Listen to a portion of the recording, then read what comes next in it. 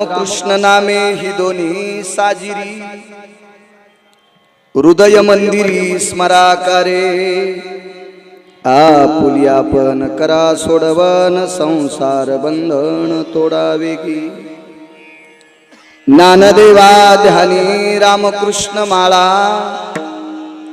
हृदयी जिव्हाळा श्रीमूर्तिरया आपुलिया पण करा सोडवन संसार बंधन तोडावेगी नमो विठ्ठला राजया पांडुरंगा नमो रुक्मिणी माऊली ज्ञान गंगा नमो पुंडलिका नमो चंद्रभागा नमस्कार माझा रुक्मिणी पांडुरंगा पांडुरंगा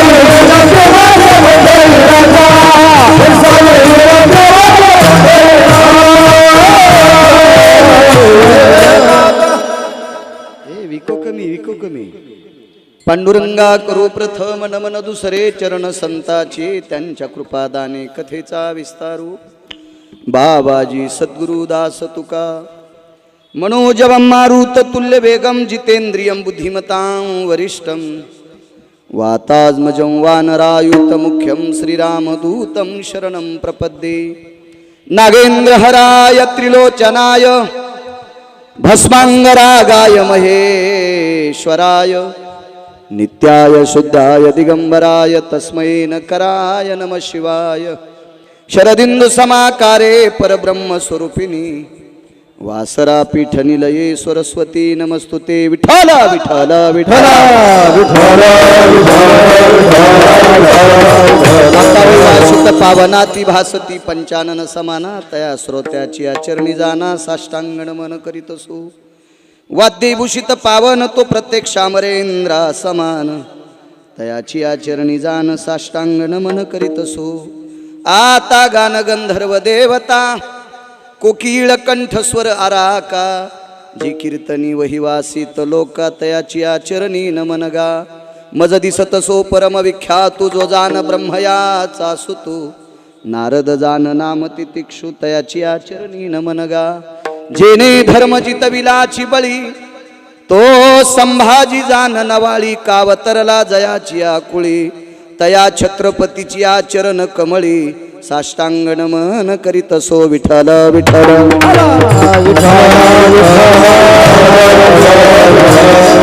आता अभिनव वाग्विलासिनी जे चातुर्यार्थ कला कामिनी ते श्री शारदा विश्वमोहिनी नमिलिमिया नदी दिव्य गोदा तटीचा विलासी सदा प्रिय जो सज्जना वैष्णवासी जयावर निता प्रेमात्यंत चित्ता नमस्कार माझा श्री गुरु एकनाथा विठ्ठला विठ्ठला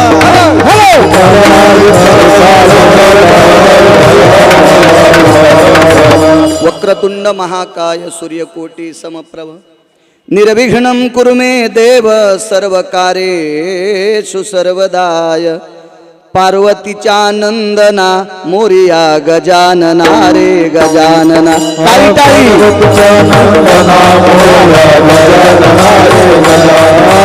पार्वतीच्या नंदना मोरिया गजानना रे गजानना ताई ताई ताई गजानना रे मोरिया गजानना रे गजानना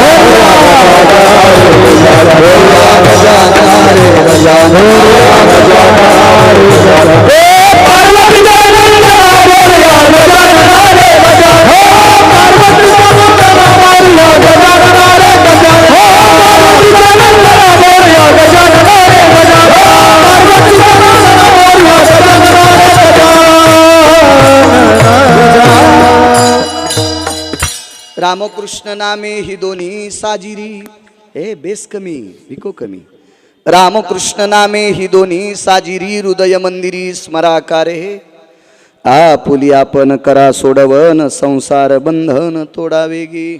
प्रस्तुत प्राप्त प्रसंग निवडलेला अभंग विश्वमान्य विश्वभूषण विश्वाधिकार विश्वप्रिय ज्ञानियांचे राजे योग्यांची माऊली सारामासाचा कुंभार कुलाल हाराचा बाप चाढाचा अखंड मडके घडी तोरे हे 3.5 हाताचं 9 छिद्राचं गाडगं तयार केलं.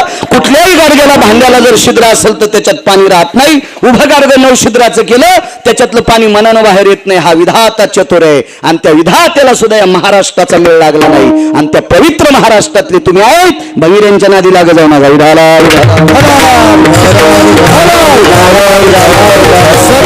सुलभ साधन रामकृष्ण नामातली ताकद आहे. मी त्याच्याकरता म्हणत होतो महिलांनी पुढे सरका. माई काय समाधी बांधायची का? सरका पुढे, मागच्यांना जागा मिळते. सरका पुढे काही इचू निघतेत का? विठाला विठाला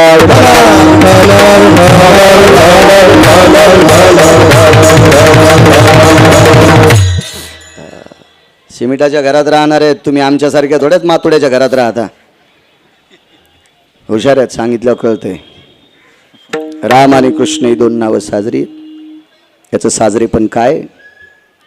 पुन्हा एकदा तुम्हाला विनंती करतो, तुम्हाला प्रणाम करतो. आळंदीतल्या मालकांच्या उक्तीनुसार प्रभू तुम्ही महिषाची मूर्ती.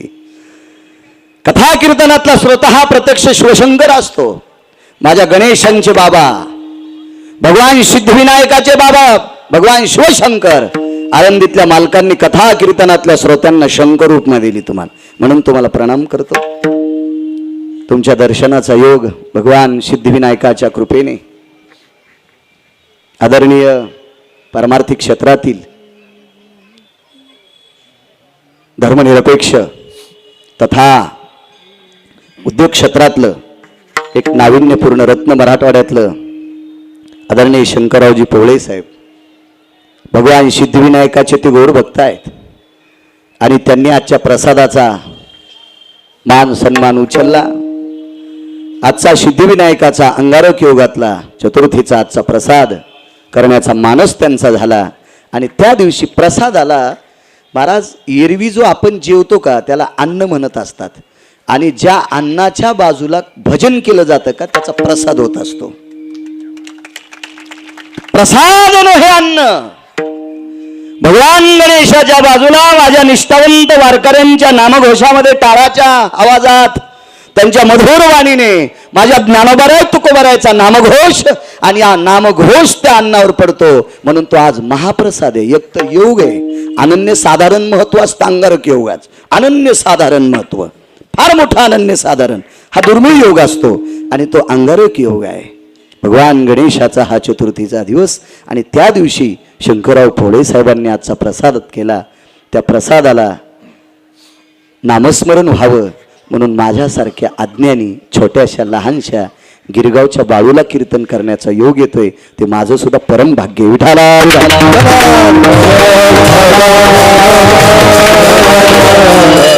या मंदिराशी निगडीत मोठी मोठी रत्न आहेत. आदरणीय शैक्षणिक क्षेत्रातलं नाविन्यपूर्ण रत्न, राजकीय क्षेत्राचा सुद्धा गोडसा दबदबा ज्यांच्याकडे असे आदरणीय भोंडवे साहेब, तथा मला वाटते पुन्हा एक शिंदे साहेब, हा आदरणीय आईजी साहेब, आमचे शंकररावजी पोळे साहेब, अजून करून त्यांची सगळी वा मंदिराचे सेक्रेटरी आदरणीय उकळे साहेब, हे ज्यांची ज्यांची नावं घेतली तुम्हाला संसारासाठी मोठं केलं नाही इतकं बाळूचं आहे का? हो, संसारासाठी मोठे ज्याला कवडीची अक्कल नाही ते पण असतात. समोर टाकलेली भाकरी पोट भरल्याच्या नंतर कुठंतरी लपून ठेवा हे कुत्र्याला सुद्धा कळतंय. म्हणून तुम्हाला जे भगवंतानी मोठं केलं ह्या धर्म रक्षणाकरता केलं इतकं ध्यानात ठेवा. विठाला विठाला.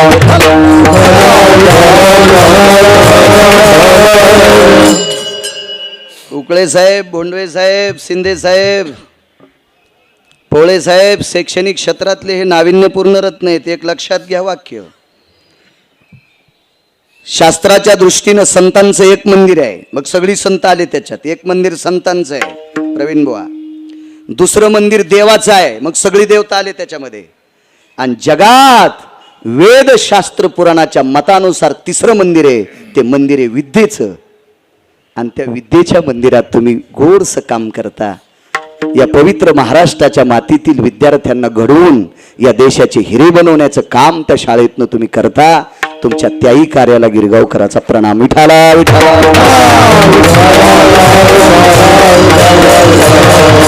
उपस्थित आज ज्ञानोबराय तुकोबराय कृपापात्र वारकरी संप्रदायाची गोडशी भजनं गाणारी ही भजनी मंडळ आदरणीय भरत महाराज असतील, आदरणीय हरिभक्तीपरायण थोरात महाराज असतील, कांबळे महाराज असतील, आदरणीय विनेकरी महाराज असतील, आदरणीय कांबळे महाराज असतील, आदरणीय बंडू महाराज असतील.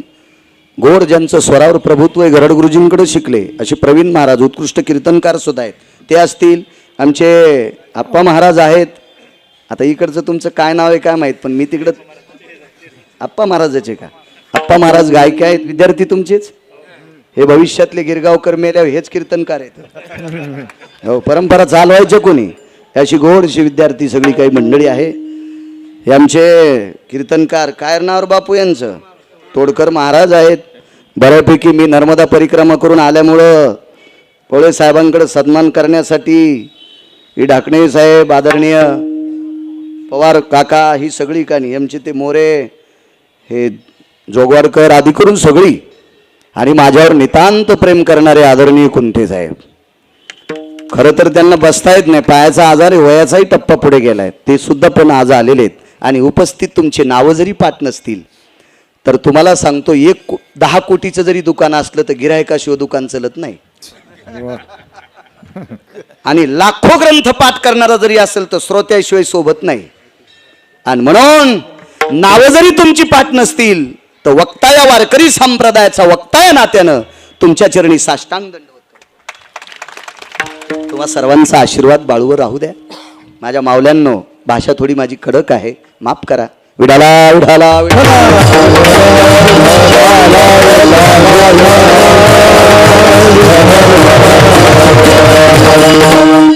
पुनश्च पोळे साहेब, तुमच्यामुळे या पवित्र अंगारक योग गणेश चतुर्थीच्या दिवशी सिद्धिविनायकाच्या समोर महाराज या विश्वातला आराध्य दैवत भगवान गणेश आहे.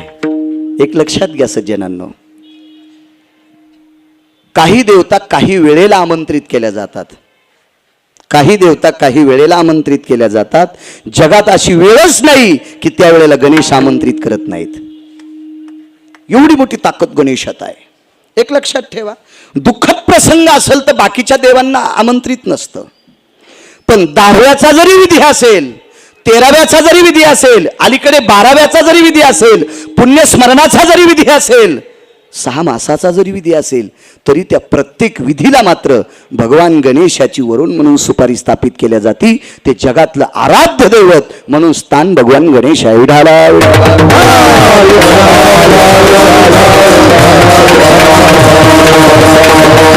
पवित्र पर्वणीवर आज तुमच्या पुढे 2-4 शब्द परमार्थाचे बोलण्याचा योग येतोय, ते माझं परम भाग्य. रामकृष्ण नामातली ताकद किती मोठी, किती सोपा पुरुषार्थ आहे रामकृष्ण नामातला.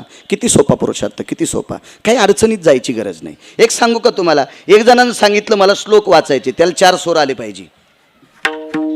संस्कृत वाचायची ना, पोळेसाहेब त्याला 4 स्वर आले पाहिजे. ज्याला काही स्वर नाही का त्यानं संस्कृतच्या नादी लागायचं नाही. मुकट हरी हरी म्हणी जाय, ताण घेऊ नको. चला, संस्कृत म्हणायची असेल, वाचायची असेल तर रस्व दीर्घ चुकता कामा नाही. रस्व जर दीर्घ जर चुकलं तर त्याचं तुम्हाला पुण्य लागत नाही. मंत्र चढो थोडा,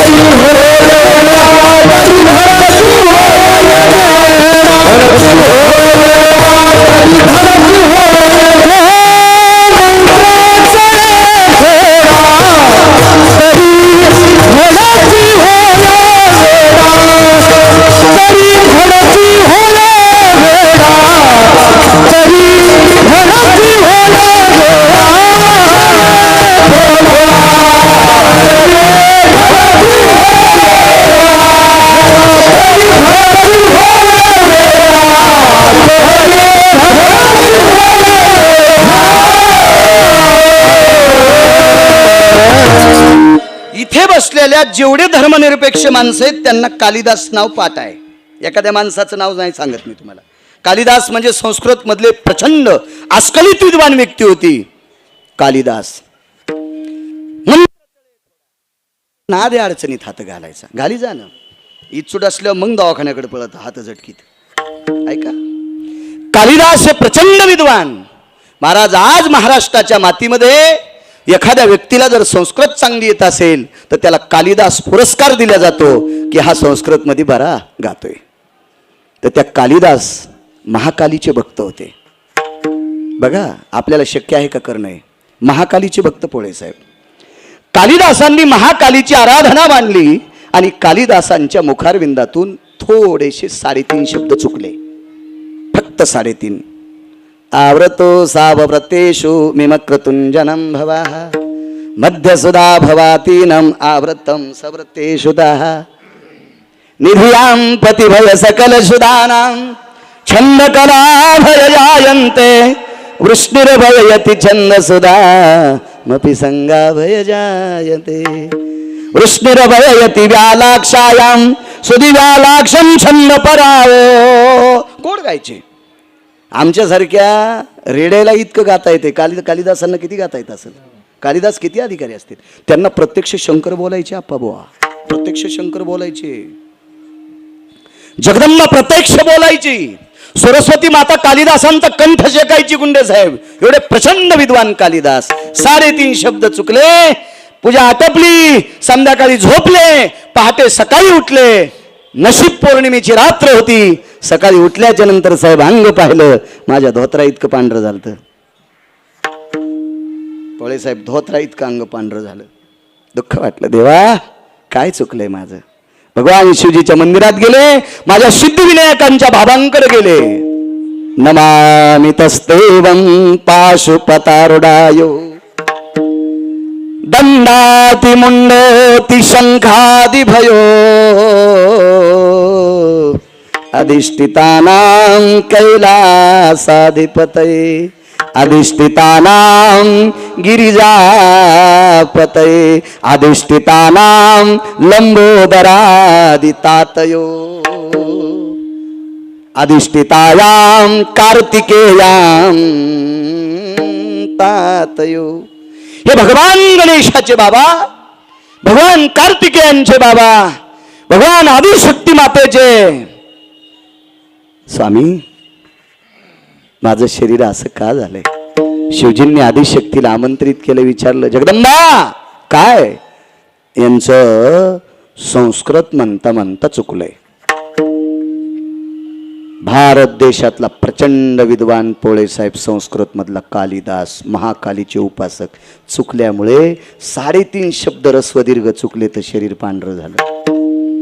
भगवान शिवजीची कृपा झाली का महाकालीच्या समोर लोटांगण घातलं आणि आई साहेबांनी अंगावर फुल टाकल्याबरोबर शरीर पहिल्यासारखं झालं. लक्षात घ्या, कालिदासाचं चुकलं, शरीर पांढरं झालं, पण भगवान शंकराची कृपा झाली, महाकालीची कृपा झाली म्हणून शरीर पहिल्यासारखं झालं. आपल्याला पप्याची माय नीट बोलत नाही, तर देव बोलतो का आपल्याला? त्याच्याकरता अडचणीत हात घालू नका, माझ्या आनंदीतले मालक सांगते तेच करा. उठाला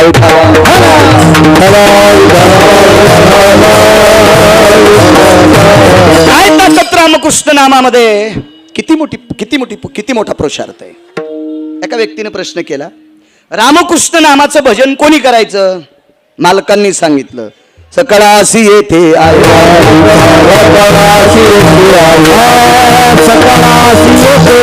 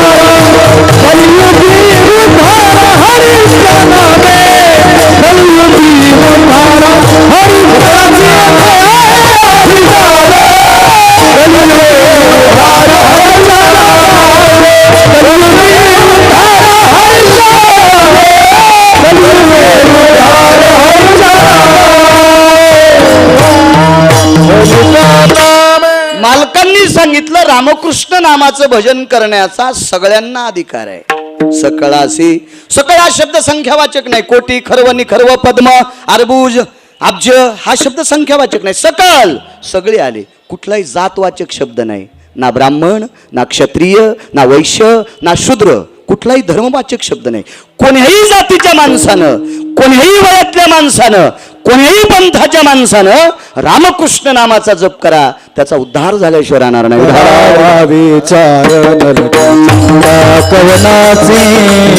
करावा विचार नलगे चिंता कवनासी,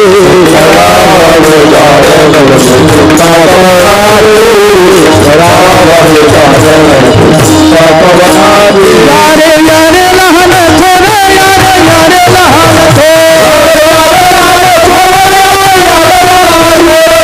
भलच्या नारी नर, याती भलच्या नारी नर,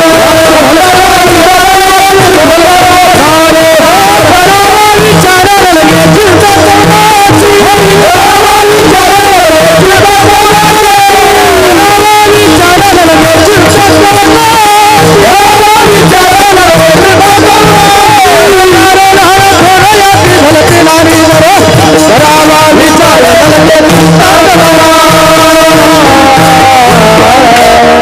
वा प्रवीण बुवा, छान. यारे यारे लहान थोर, याती भलते नारी नर, याच्यातला एक शब्द ऐकता का? लहान आणि थोर. थोर म्हणजे आपल्याकडं किती पैसे याचं ज्ञान नाही, इतक्या पैशावाल्या थोरांना पण या, आणि संध्याकाळी जेवायला नाही त्या लहानांनी पण या. हे भजन म्हटलं की त्याचा उद्धार. उठाला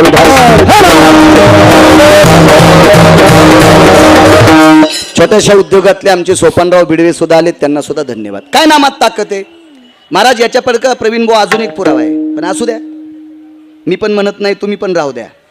पाठा असला तर म्हणा. भजन करण्यासाठी नुसती स्त्रीनं पुरुषांनी करावं असं नाही. चांडाळादी येऊनी वेश्य ही अधिकार, वेश्येला सुद्धा भजन करायचा अधिकार, चांडाळाला सुद्धा भजन करायचा अधिकार, तृतीय पंथाला सुद्धा भजन करण्याचा अधिकार. रामकृष्ण नामातला पुरुषार्थ, किती मोठी ताकद महाराज, किती मोठी ताकद. महानंद नावाची एक वेश्या होऊन गेली. वेश्या नाव तुम्हाला थोडंसं प्रचलित असेल, शहरातले लोक आहेत, हा शब्द कळतो तुम्हाला.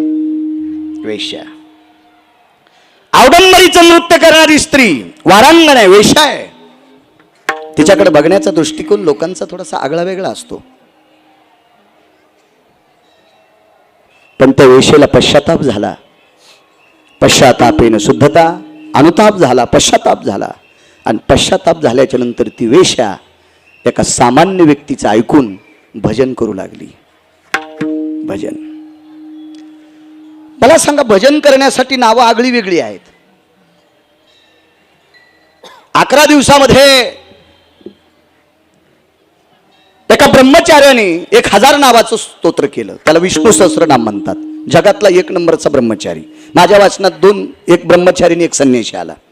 जगातला 1 नंबरचा संन्यासी मारुतीराय, की ज्याची इंद्रिय ज्याच्या आईनं सुद्धा पाहिली नाही. हा मुलगा आहे का मुलगी, बोलण्यावरून लक्षणात ओळखिलं. कारण जन्माला यायच्या अगोदर नैष्टिक ब्रह्मचर्याची कसोटी होती, म्हणून 1 नंबरचा संन्यासी. आणि ब्रह्मचारी कोण?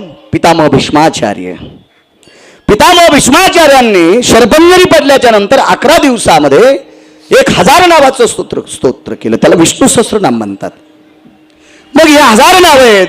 आमच्या त्रिकाल संध्येमध्ये केशवाय नमा, माधवाय नमा, अच्युताय नमा, संघर्षणाय नमा, मितिविक्रमाय नमा, 24 नावाची संध्या. ब्रह्मक्रमानां भवस्थितायं संध्या गुण भवयुक्तादं चतुर्दशो भवस्थिताः विशंती चत्वारो भवनामनिष्ठे हे संध्यादी योगावित्या.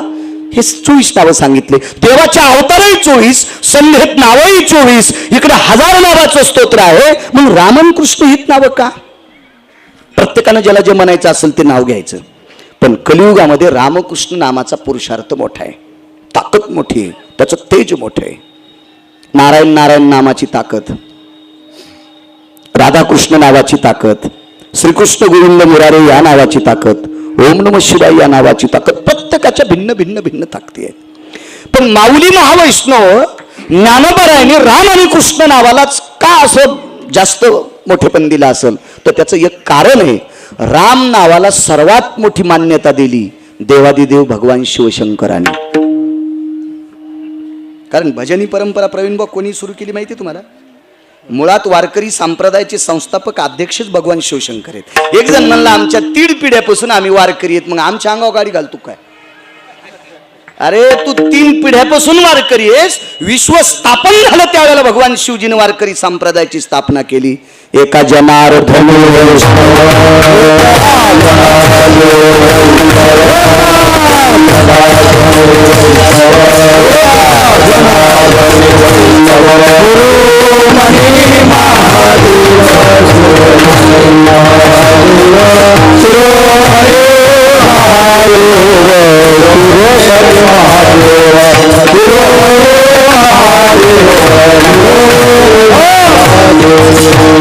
भगवान शिवजीने या संप्रदायाची स्थापना केली. भजन परंपरा त्यांच्याकडे आहे. सुरनर किन्नर नारद तुंबर गाते निरंतर रे, सुरनर किन्नर नारद तुंबर गाते निरंतर रे, माधवा मुरली मनोहर रे, माधवा मुरली मनोहर रे, माधवा मुरली मनोहर रे. सूर नर किन्नर नारद तुंबर गाती निरंतर रे. हे नारद आणि तुंबर भगवान शिवजीच्या सानिध्यात गायन. सांब गायन करी, सांब म्हणजे शिवशंकर आप्पा बुवा. भजन आणि भजन ही परंपरा. भजन करी महादेव, रामनामाचं भजन केलं. याच्याही पलीकडचं जर सांगायचं झालं तर शिव हळहळे तापला, राम नामे शीतल झाला किंवा तोया नामे शीतल झाला. भगवान शिवजीनं ज्या वेळेला विष प्राशन केलं, हलाल नावाचं विष, त्यावेळेला शिवजीनं नाना प्रयत्न केले, वाटेल ते साधना केल्या. पण ज्या वेळेला रामनाम कंठात धरलं त्या दिवशी शिवजींचं विष शमन होतं. शिवजींच्या लक्षात आलं ह्या नामात इतकी मोठी ताकद आहे. म्हणून शिवजींनी कृपांकित केलेलं, वरदानयुक्त केलेलं, अधिष्ठित केलेलं, आरक्षित केलेलं नाव म्हणजे राम. ज्ञानोबरायांच्या लक्षात आलं, वारकरी संप्रदायाचे संस्थापक माझ्या ज्ञानोबरायांच्या बुद्धीचा कोणी ठाव घ्यायचा आहे? कोण विचार करायचा त्या बुद्धीला? अहो 2-3 भाषा येणारी माणसं नीट बोलत नाहीत कोणाला. हो, आमचा एक मित्र मुंबईला राहतो, ते मी एकाच शाळेत शिकलो, त्याला 72,000 पगार आहे आणि मी इकडे बाहेरचं खातो. त्याला 72,000चा पगार. मला कधी मध्ये भेटलं good evening, good night, good morning. आणि मराठीत बोल ना, आपण एका वड्याचं पाणी दोघांनी संगच पिलंय आणि तुला 72,000ची पगार आहे. तुझी पप्पाची माय मला सांगती हे 71,000ची महिन्याला पे तू. 1000 काढता येत नाहीत म्हणून खात्यावर ठेवतो. इतका नालाय की तरी मला इंग्रजीत बोलतो, मराठीत बोलत जाय ना. 3 भाषा आहेत आता. माझ्या आळंदीतल्या मालकाला 56 भाषेचा 56 भाषा. काय ठाव घ्यायचा महाराज त्या वाणीचा, काय ताकद आहे त्या वाणीची. आळंदीतल्या मालकांनी सांगितलं राम नाव भगवान शिवशंकराने आरक्षित केलेलं आहे. आणि आळंदीतले मालक ज्ञानदेव वैष्णव मोठा ज्ञानंबर आहे. वैष्णवातली फार मोठं टोक आहेत. मग कृष्ण नाव लावलं. भगवान शिवजींनी कृपा पात्रित केलेलं नाव. ह्या नावाची कृपा आहे. जिथं शिवजींचं विषमन होतंय तिथं तुमचा आमचा उद्धार का होणार नाही. काय हलाल विष प्यायचा योग आहे का आपल्याला? हलाल विष आपल्याकडे कशाला येईल ते एवढं विषारी? हा, आपल्या विषात इतका बट्ट्या बोळे. हो, 4 बाऱ्या तूर फवारून आळ्या मरणत. हलाल विष साधं आहे का? हलाल विषामध्ये एक टाचण बुडवायची कुंटे साहेब. टाचण टाचण त्या कागदाला लावतो ती टाचण. आणि ती टाचण एका झाडाला टोचायची. सकाळच्याला झाडाचा बुक्का. पवळे साहेब सकाळच्याला झाड राख होऊन जाती राख. इतकी हलाल नावाच्या विषयात ताकद आहे. आणि ठास ठास पिऊन टाकलं सगळं ते. काय सामान काय असेल ती ताकद. ती राम नामाने शीतल झाली. म्हणून राम आणि कृष्णही 2 नावं आरक्षित केले. महानंदा नावाची वेश्या. पुण्या आलो इथपर्यंत आलतो मी. वेश्या आहे, वारांगण आहे, नृत्यांगण आहे, सौंदर्याची खाण आहे. पौर्णिमेच्या रात्री महानंदा बाहेर जर निघली तर चंद्र ढगाच्या आडंगी जात होता. तिच्या दाताचा प्रकाश चंद्रा इतका पडत होता. किती सुंदर असेल ती. कुठंच मेकअप करीत नव्हती. ना भवाळ्या कापीत होती, ना कधीच नाही. तिनं भवाळ्या कापल्या नाही, लिपस्टिक लावली नाही, काहीच नाही, काहीच नाही, काहीच नाही. कसल्याही प्रकारची. कोण्या पार्लरमध्ये नाही, गौरीनं तोंड घासलं नाही, दगडानं घासलं नाही, कोण्या साबणानं नाही, कोणतंच केमिकल नाही, काहीच नाही. तरी तिच्या दाताचा प्रकाश पडत होता. इतकी सुंदर होती. आणि चैत्र महिन्यात दुपारी जर बाहेर निघली तर सूर्य लाजत होता. कारण तिच्या त्वचेच्या तेजाकडे बघून सूर्यनारायणाला वाटायचं आपल्या प्रकाशानं जर हिला घाम आला तर हिला त्रास होईल. इतकी तेजस्वी बाई. काय सुंदर असेल महाराज, काय सुंदर. जिच्या बघण्याकडे सूर्य लाजत होता, जिच्या दाताला चंद्र लाजत होता, ती किती सुंदर असेल. तर नालायकाची दृष्टी तिच्याकडे कशी असेल हे थोडं ध्यान करा ना तुम्ही. आणि तिच्या पायाशिवाय घुंगर होते. आता घुंगराच्या नादान काय काय ना 150 एकर फुकल्या. मला वाटतं ती घुंगर जरा ठोकर असते. मी काही पाहिले नाही पवळे साहेब, फक्त ऐकले. मला वाचायचा नाद आहे, पाहायचा नाद नाही. ते पाहिले असते तिकडे आलोच नसतो ना. ते घुंगर जरा ठोकर असते जरशे. त्याचा काय नाद असेल देव जाणे बाबा. एका व्यक्तीनं 600 ट्रक घातले. 600 ट्रक. मागच्या 19 वर्षापूर्वी तो ट्रकला गिरीस घालीत होता. त्याच्याकडे 600 ट्रक होते. नाव सांगत नाही. कमला सुंदरी नावाची भारतातली वेश्या. तिच्याकरता 600 ट्रक घातले आणि शेवटी तुमच्या टरकायला मग वंगण घालीत होता. कमला सुंदरी करता. तर काय असेल महाराज महानंदेचं रूप काय असेल. नभभयवती तेजति कांता निशापती भययनि सकल जयो दिनपती भययनि जायन्ते दंत पंगती यति भावाना दंत पंगती यति भावाना निडल भवयन सकल जनो निडल भवयन सकल जनो निडल भवयन सकल जनो. काय महाराज. नैवम गांजा कसम लिखितम. हे काय गांजा फुकेनलेले का? एवढी तेजस्वी स्त्री महाराज कमला सुंदरी करता जर 600 ट्रक एकट्या नालायकानं घातलेत तर महानंदेकडे किती बघत असतील लोक. किती बघत असतील, किती बघत असतील. आणि त्या महानंदेला एका सामान्य व्यक्तीची उपरती झाली माझ्या माईंनो. आणि तिला भजन सांगितलं आणि तिने भजन करायला सुरुवात केली. जय जय राम कृष्ण हरी. एक जण म्हणला महाराज महानंदा ही भगवान शिवाची उपासक होती. मग भगवान शिवाच्या उपासकांनी रामकृष्ण हरी म्हणलं तुला कुठे इचुडस तू? ते म्हणला नाही पण तुमच्या गोळ्या संपल्यात का? म्हणलं तू डोकं तपास मग. तू आहेस का? तू डॉक्टर आहेस का? म्हणलं माझा ब्रेन तपास तुला येत असतो. नाही पण ती शिवांची भक्त होती. अरे सोंबळ्या, जी महानंदा शिवांची भक्त होती ते शिवच रामनामाचं भजन करत होते. विठाला विठाला विठाला.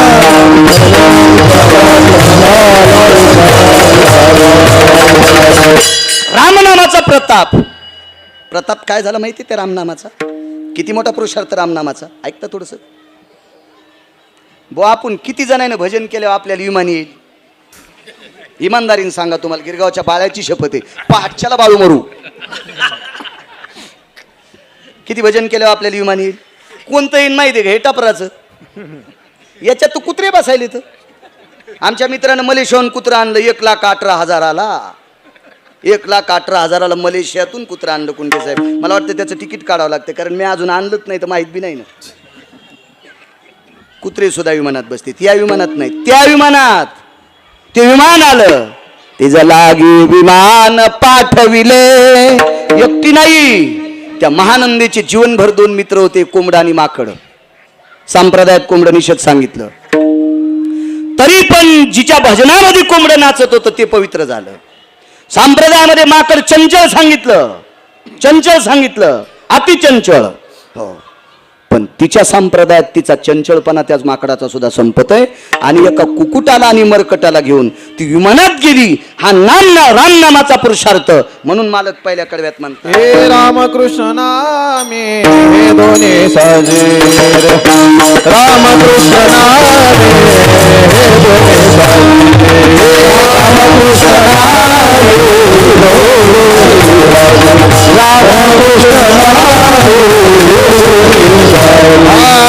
रामकृष्ण नामे रामकृष्ण नामे हे दोन्ही साजेर, रामकृष्ण नामे हे दोन्ही साजेर, रामकृष्ण नामे रामकृष्ण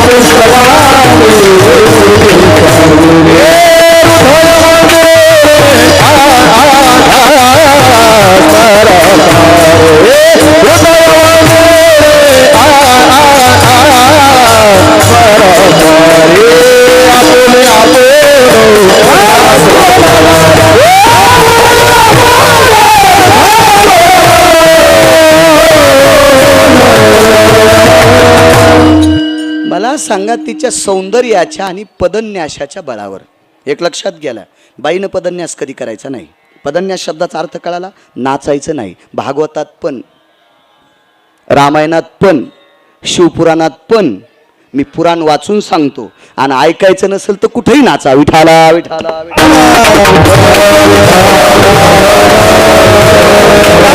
वैदिक संस्कृतीमध्ये, सनातन संस्कृतीमध्ये, भारतीय संस्कृतीमध्ये स्त्रीनं नाचलेलं सात्विक पुरुषानं पाहणं त्याच्यासाठी ते घातक ठरतं. म्हणून बायकांनी कधी पदन्यास करायचा नाही.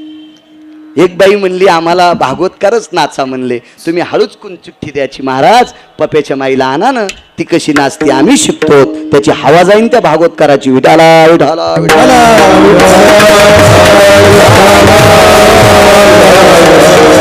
काय असतं माहितीये का? एक माणूस पाहिला, त्याच्याकडे 1 किलोभर तांदूळ होते आणि त्याच्यात 15 किलो गारगुंडी होत्या. बंडे साहेब, शिंदे साहेब, पोळे साहेब, 10-15 किलो गारगुंडी आणि 1 किलो तांदूळ. गारगुंडीचा आणि तांदळाचा रंग सारखा. ते एकत्र मिसळले आणि पक्ष्यांना टाकले. महाराज, 15 किलो गारगुंडीतले 1 किलो तांदूळ निवडण्यासाठी पक्षी किती बेजार आहेत. तशा काही नालायकांनी ह्या गारगुंडी मिसळल्या आणि तुम्ही त्यांच्या नादी लागलात. विठाला विठाला.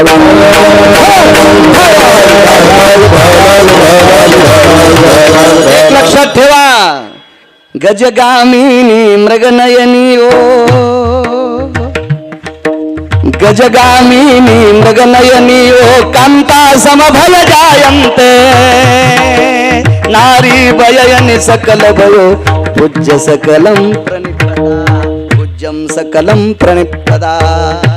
माझ्या माईंनो राग येऊ देऊ नका. या भारत देशाची ओळख या देशातली स्त्री म्हणून आहे. या देशाची ओळख या देशाची स्त्री म्हणून आहे. लक्षात घ्या. पोळे साहेब ग्रामपंचायतच्या सदस्यापासून तर राष्ट्रपतीपर्यंत जेवढे पदाधिकारी आले ते कोणाच्या पोटी जन्माला आले? स्त्रीच्या. तुमच्या उद्योग क्षेत्रातले जेवढे उद्योगी जन्माला आले कोणाच्या पोटी जन्माला आलात? स्त्रीच्या. शिक्षण क्षेत्रातले तुम्ही जेवढे जन्माला आले ते कोणाच्या पोटी आले? स्त्रीच्या. आपले महाराज लोक सगळे कोणाच्या पोटी जन्माला आले? स्त्रीच्या. रत्नांना जन्म देण्याची ताकद तुमच्यात आहे. आणि म्हणून तुमच्या पोटी जन्माला आलेली रत्न, कन्या रत्न, आपल्या आईनं चुकीचं पाऊल उचलल्याच्या नंतर त्या मुलीनं सुद्धा पाऊल चुकीचं उचलावा असा भाग तुम्ही पात्र होऊ नका. कारण या देशामध्ये सर्वात मोठं नाव आहे राज्य, राणी व संपत्ती. या देशाची राज्य, राणी व संपत्ती कोणती असेल तरी त्या देशाची स्त्री आहे. म्हणून माझ्या माईंनो नाही चुका करायच्या. तुम्ही माफ करा, मला राग आला असेल तर याच्यानंतर महाकीर्तनात बसू नका. तुम्हाला 30 गाव पठ्ठ्याल 36 गाव विढाला विढाला.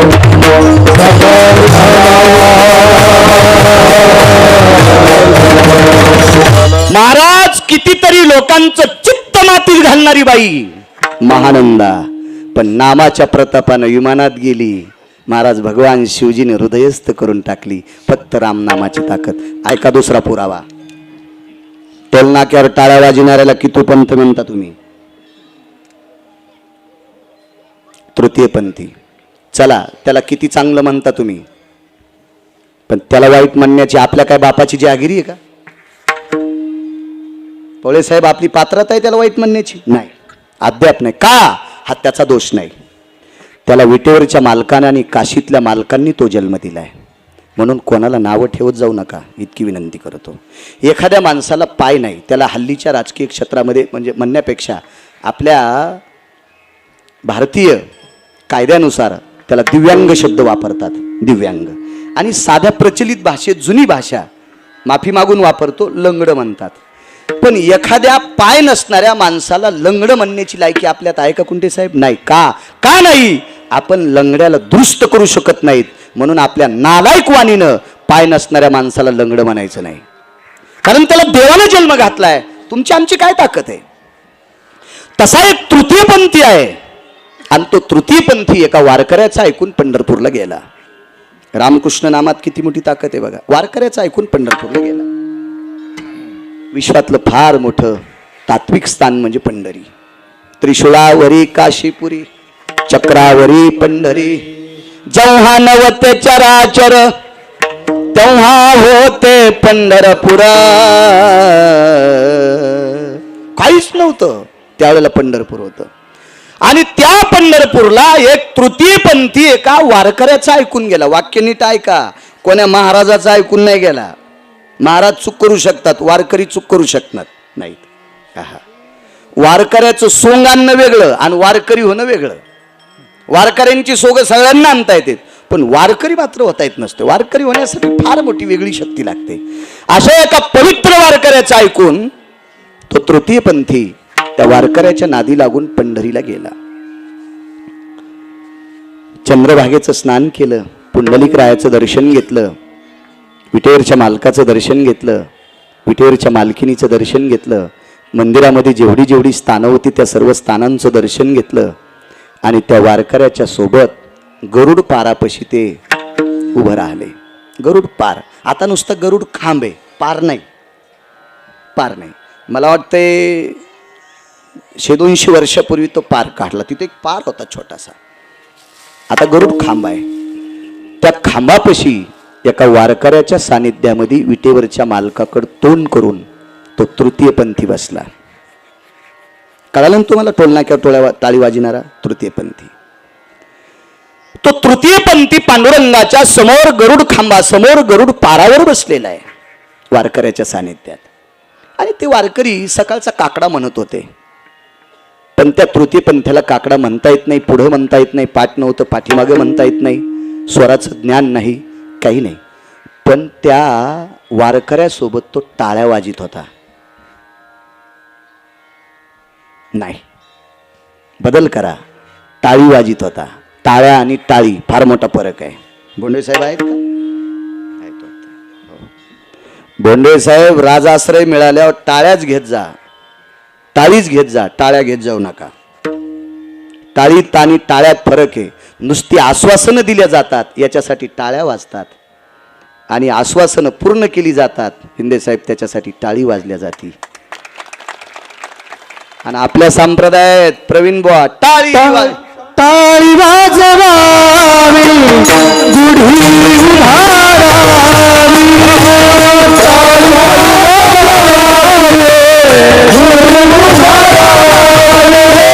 टाळी वाजवावी, गुढी उभारावी.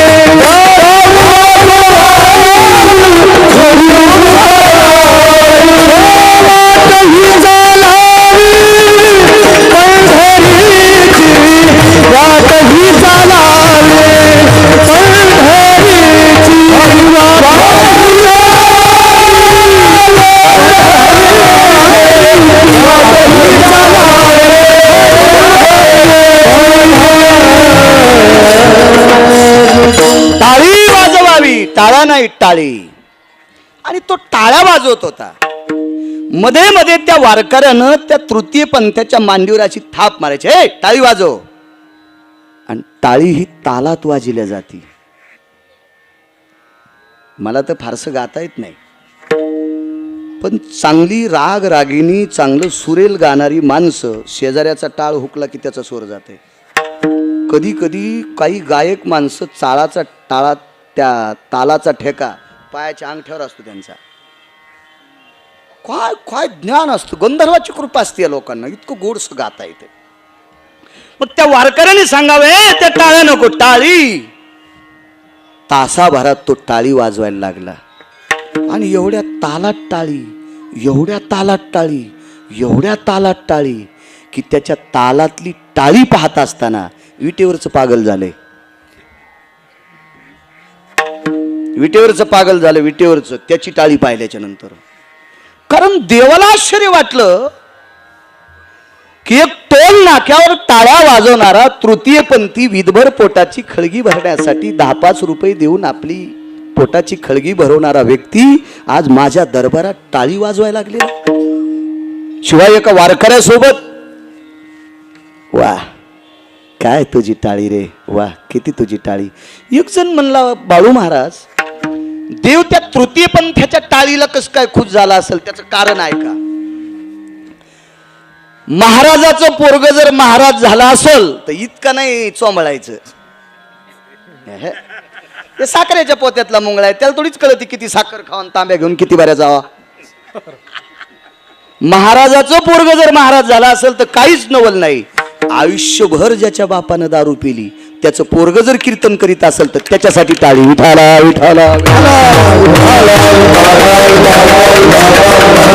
महाराज, एखाद्या परंपरेतल्या माणसानं भजन करणं काही नवल नाही साहेब, काही नवल नाही, काही नवल नाही. पण तृतीय पंथी बिचारा पोळे साहेब परंपरेतला नाही, तरी पण विटेवरच्या मालकाबरोबर एका मालकाच्या समोर वारकऱ्यासोबत टाळी वाजवतोय. याचं अंतकरण विटेवरच्या मालकाचं त्या गोष्टीनं हल्लं. आणि त्या दिवशी कृपा झाली. आणि त्या दिवसपासून तो तृतीयपंथी मरेपर्यंत टाळी वाजित होता, मरेपर्यंत. परिणाम काय झाला?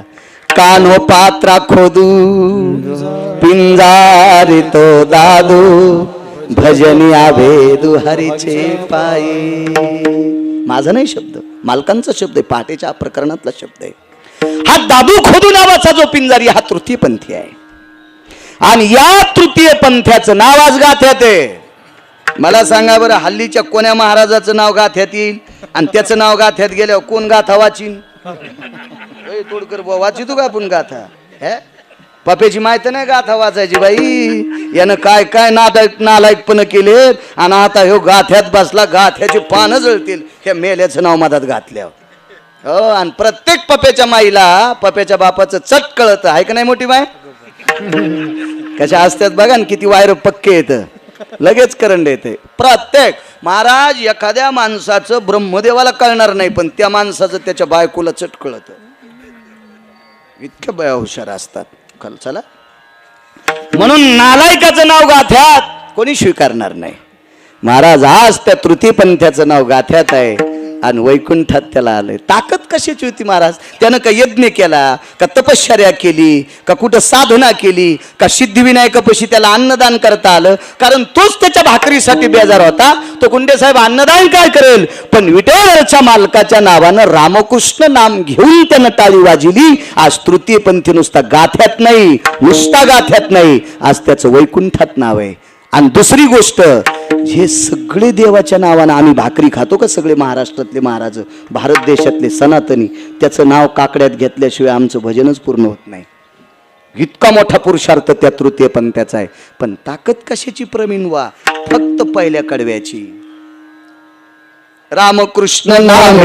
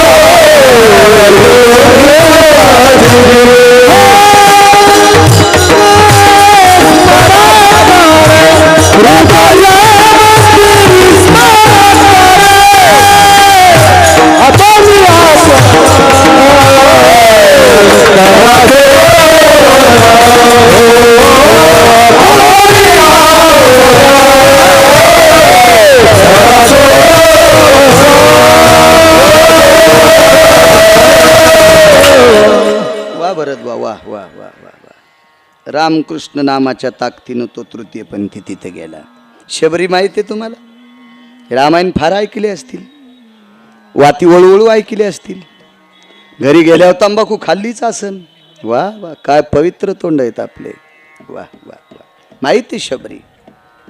माझ्या माईंनो, इथं बसलेली एक बी पोळे साहेब बाई नसल की तिला ब्रश नसल. दात घासायला ब्रश नाही अशी बाई असेल का पुढे बसलेली? प्रत्येकीच्या घरात ब्रश. फक्त आहे ना, ब्रश कोविड मध्ये नवऱ्याच्या ब्रशच्या लांब ब्रश ठुलते. कारण येईल भीती वाटू लागली, पप्याच्या बापाला कोविड झाला तर आपल्याला होईन म्हणून त्याचा त्या खिडकीत आणि हिचा या खिडकीत. हो, कशा हसल्या बघा, लगेच कळत. हो, माझ्या माईंनो, गरीबातल्या गरीब बाईला दात घासण्यासाठी ब्रश आहे. नव्हता हो माझ्या माईंनो, शबरीला ब्रश नव्हता. काय शबरीचा पुरुषार्थ होता स्त्रीत्वाचा, काय मावली होती शबरी. महाराज प्रपंचाचा, संसाराचा, सगळ्या गोष्टीचा त्याग केला आणि ऋष्यमुखावर पोचली. ऋष्यमुख नावाचा एक नग होता, पर्वत होता, त्याच्यावर पोचली. आणि कर्मनो गहनगती, त्या शबरीला एका सात्विक महाराजांची भेट झाली. तुम्ही आम्हाला महाराज म्हणताय, तुमची जीभ श्रीमंत म्हणून म्हणता. महाराज त्यांना म्हणलं पाहिजे की ज्यांना देवाच्या व्यतिरिक्त काही आवडू नये. तेची संत ज्यांचा हेत विठ्ठली, ते महाराज असतात. महाराज नेनती काही टाना नामस्मरणा वाचतो, ती महाराज असतात. ती महाराज. अशा एका महाराजांची भेट शबरीला झाली. फार दिवसाला शबरी दिसली महाराजांना. कोण? नामने देहा नाम शबरी. मान खाली घातली, सांगितलं, पूज्यश्री, या देहाला आई वडिलांना शबरी नाव दिलेलं आहे. वा, कुठनं आली? आमक्या प्रांतातली. वर्णाने भिल्लाच्या कुळातली. मागे काही परंपरा आपल्या समोर सांगण्याची नाही. घरची परंपरा विचारली तर तिनं सांगितलं, तुमच्या समोर मांडावा अशी माझ्या घरची परंपरा नाही. माझ्या घरची लोक लाहोर, चित्र, सशेर आणि डुकर खाणारी माणसं आहेत. तुमच्या पुढं काय मांडू. वा, इथून पुढचं नियोजन तुमच्या पायाची सेवा.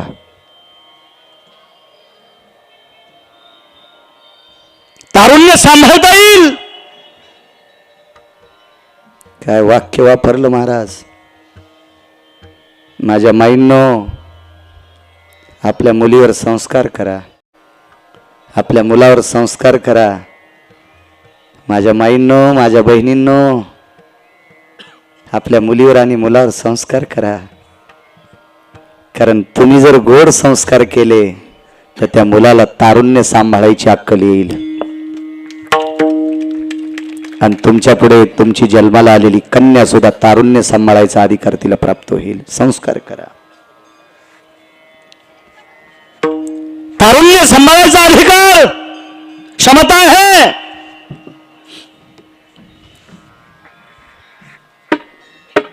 तुला तारुण्य सांभाळता येईल. महाराज शबरी ज्या झाडाखालून गेली त्या झाडाला फुलं लागत होती. फुलं, इतकी शबरी सुंदर होती. आणि वाक्य पडलं, जीवनभर आमच्या आश्रमावर सेवा करशील. आमच्या आश्रमाची परंपरा तुला माहित आहे का? तुला तारुण्य सांभाळता येईल का? शब्द नव्हता जवळ महाराज. माझ्या माईंनो, शबरी टस टस टस रडू लागली. डोळे भरून आले, डोळे पाणावले, खळा खळा खळा डोळ्याला पाणी येत होतं. आणि दोन्ही डोळ्याच्या 4 धारा ओंजळीत धरल्या आणि डोळ्यातलं पाणी मुनिश्री मतंगाच्या पुढे टाकलं. पायावर नाही टाकलं, पुढे टाकलं आणि दोन्ही हात छातीवर ठेवले. गुरुवर्य, तुमच्या आशीर्वादाच्या कृपेनं मी तारुण्य पण सांभाळेल. तुमचा आशीर्वाद पाहिजे, मी तारुण्य सांभाळेल. वा, ठीक आहे. 9व्या दिवशी मतंग सकाळी स्नानाला जात होते. मतंग ऋषी उठायच्या अगोदर शबरी आश्रम झाडत होती. रात्र पौर्णिमेची आहे. चुकून शब्द गेला. रात्र अमावस्येची आहे. या अमावस्येच्या रात्री पहाटेच्या प्रहरी शबरी आश्रम झाडत असताना शबरीच्या भोवताल तिच्या तनूचा सुगंध पडला होता. तनू म्हणजे त्वचा. तनू म्हणजे त्वचा. त्वचेचा सुगंध पडला. सुगंध प्रकाश पडला होता. प्रकाश आणि तो सुगंध येत होता. एवढं सौंदर्य. पाठीमागं पाहिलं. शबरी जी हात नाही छाती उठवला. महाराज आदरयुक्त भीती किती होती. ज्या झाडून आश्रम झाडत होती शबरी म्हणल्याबरोबर झाडूच छातीला लावला. जी जी जी गुरुवरे जी जी जी जी जी. सासऱ्याने सुनाला आवाज द्याल्यावर सून सासऱ्याला जी म्हणती त्या सुनानं हातवरी करा बरं. काही चुडच होतो तुमच्या जीबीला. त्याची प्रॉपर्टी खाता येते तुम्हाला तुपात बुडून. हा तुमच्या सुना नाही का तुम्हाला रॉकेल टाकून फुकायच्या. त्या पोळे साहेबाला म्हणते आणि ह्या मेल्याला आणलं कशाला आमच्यावर बॉम्ब टाकायलाय. माझ्या माईंनो माझा स्वार्थ आहे. या देशाची तुम्ही संपत्ती आहात. तुम्ही जितका सासू सासऱ्यांचा आदर करताल का तितकी तुमची लेकरं तुमचा आदर करतील. इतकं लक्षात ठेवा.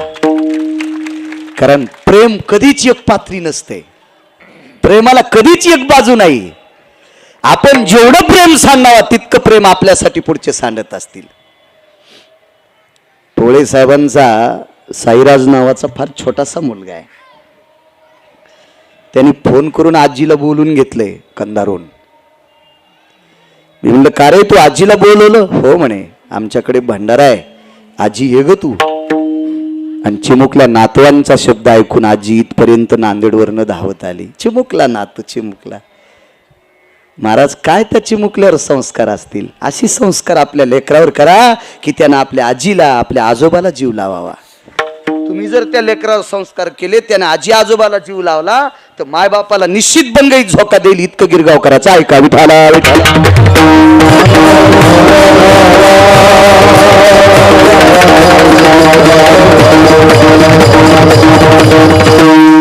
आदरानं झाडू छातीवर लावला. प्रभू जी शबरी जी.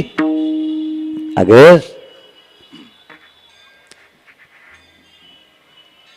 तुला देवाला भेटा वाटतं का ग.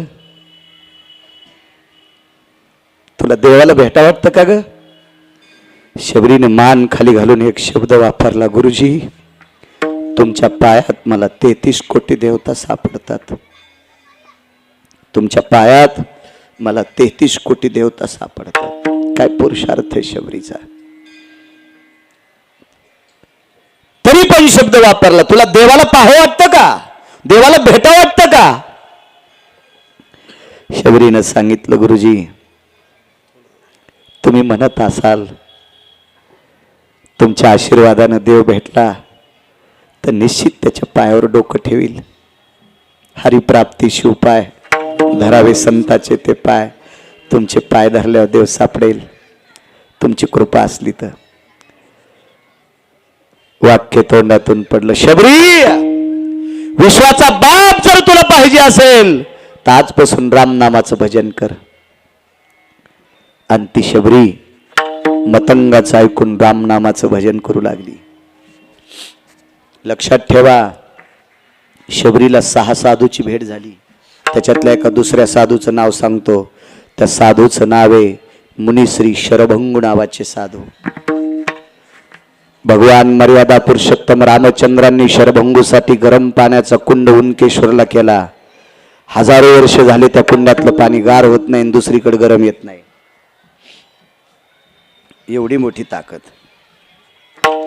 विठाला विठाला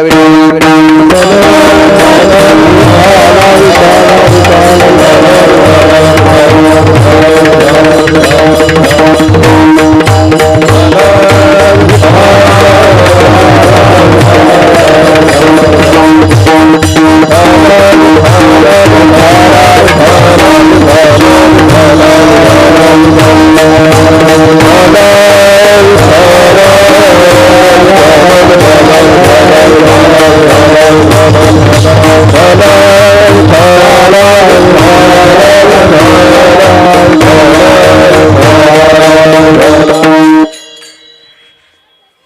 आजपासून तो रामनामाचं भजन करायचं. जी प्रभूजी, जी जी जी जी जी. बसा, मी नाव बघितलंय. सरजी बसा. आपल्या संप्रदायातल्या लोकांना एक विनंती, एक टेम्पोभर पुस्तकं वाचिल्यावर तहसीलदार होता येते, आणि ते तहसीलदार 7वी 5च्या गिरगावच्या बाळूच्या पाया पडतेत. वारकरी इतके मोठे असतात म्हणून माळा सांभाळा. विठाला विठाला.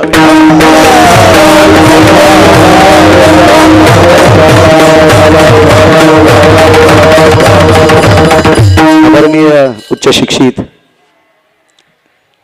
मगाशी मी विद्येच्या मंदिराचं वर्णन केलं. बोंडवे साहेब असतील, शिंदे साहेब असतील, आदरणीय आमचे आयजी साहेब असतील आणि उकळे साहेब असतील. विद्येच्या मंदिराचं काम करता. संताचं आणि देवाचं जसं मंदिर तसं विद्येचं मंदिर. आणि त्याच विद्येच्या मंदिरामध्ये आदरणीय उमेशजी शिवाजीराव पाटील साहेबांना त्या विद्येच्या मंदिराची कृपा झाली, मा सरस्वतीची कृपा झाली, आणि शैक्षणिक क्षेत्रात गरुडाच्या पंखाने झेप घेतली, आणि आज त्या पर तहसीलदार आहेत. आदरणीय सौभाग्यवती तेजश्री उमेशराव पाटील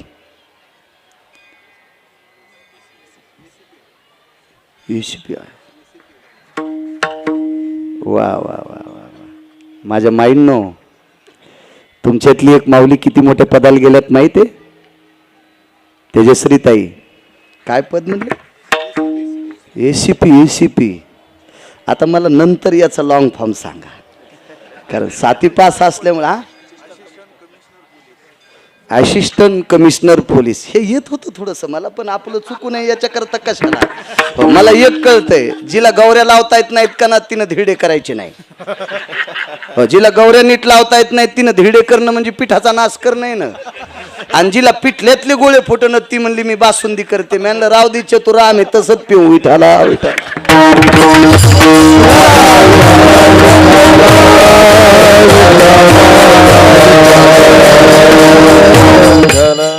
आदरणीय पाटील साहेबांना आणि ताई साहेबांना या पवित्र अंगारक योगच्या दिवशी, चतुर्थीच्या दिवशी कोटी कोटी शुभेच्छा.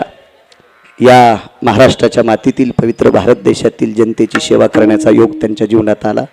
तो निमूटपणे तो त्यांना पार पाडण्याची संधी आणि ती सद्बुद्धी आणि ती शक्ती, ते बळ, ती क्षमता माझ्या भगवान गणेशांनी त्यांना द्यावी, ही भगवान गणेशाकडे प्रार्थना. विठाला विठाला. शबरी, तू रामनामाचं भजन कर. आणि शबरी रामनामाचं भजन करू लागली. राजा राम राम राम, सीताराम राम राम, राजा राम राम राम, सीताराम राम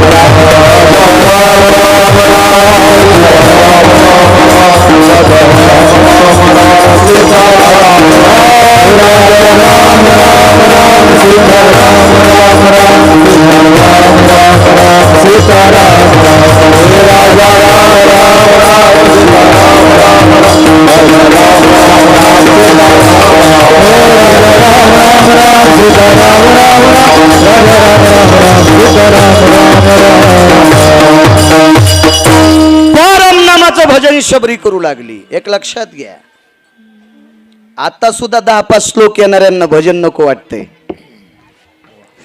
माझी इथे संहिता झाली, कुठं बी हो दे ना, कुठं बी हो दे तुझी संहिता, कुठं हो दे. मला इतके श्लोक पाठ आहेत, मला एवढी ग्रंथ पाठ आहेत, तरी सुंबळ्या तू ब्रह्मवेत्ता होऊ शकत नाहीस. आणि ब्रह्मवेत्ते 4च, पोळे साहेब 4च ब्रह्मवेत्ते, शुक, याज्ञवल्क, दत्त आणि कपिल मुनी, 4 ब्रह्मवेत्ते. तू एवढे ग्रंथ जरी वाचिले तरी तू ब्रह्मवेत्ता होऊ शकत नाही. आणि जरी ब्रह्मवेत्ता झाला तर रामनामाचं भजन करणाऱ्याची बरोबरी करू शकत नाही. आयशे ब्रह्मवेत्ते अपरंपार नवे नामधारका बरोबर. असे अपरंपार जरी ब्रह्मवेत्ते झाले तर रामकृष्ण हरी भजन म्हणणाऱ्याची बरोबरी करू शकत नाही. तू काय सांगतो, मला इतके श्लोक पाठ झाले, ते पप्याच्या माईला सांग. विठाला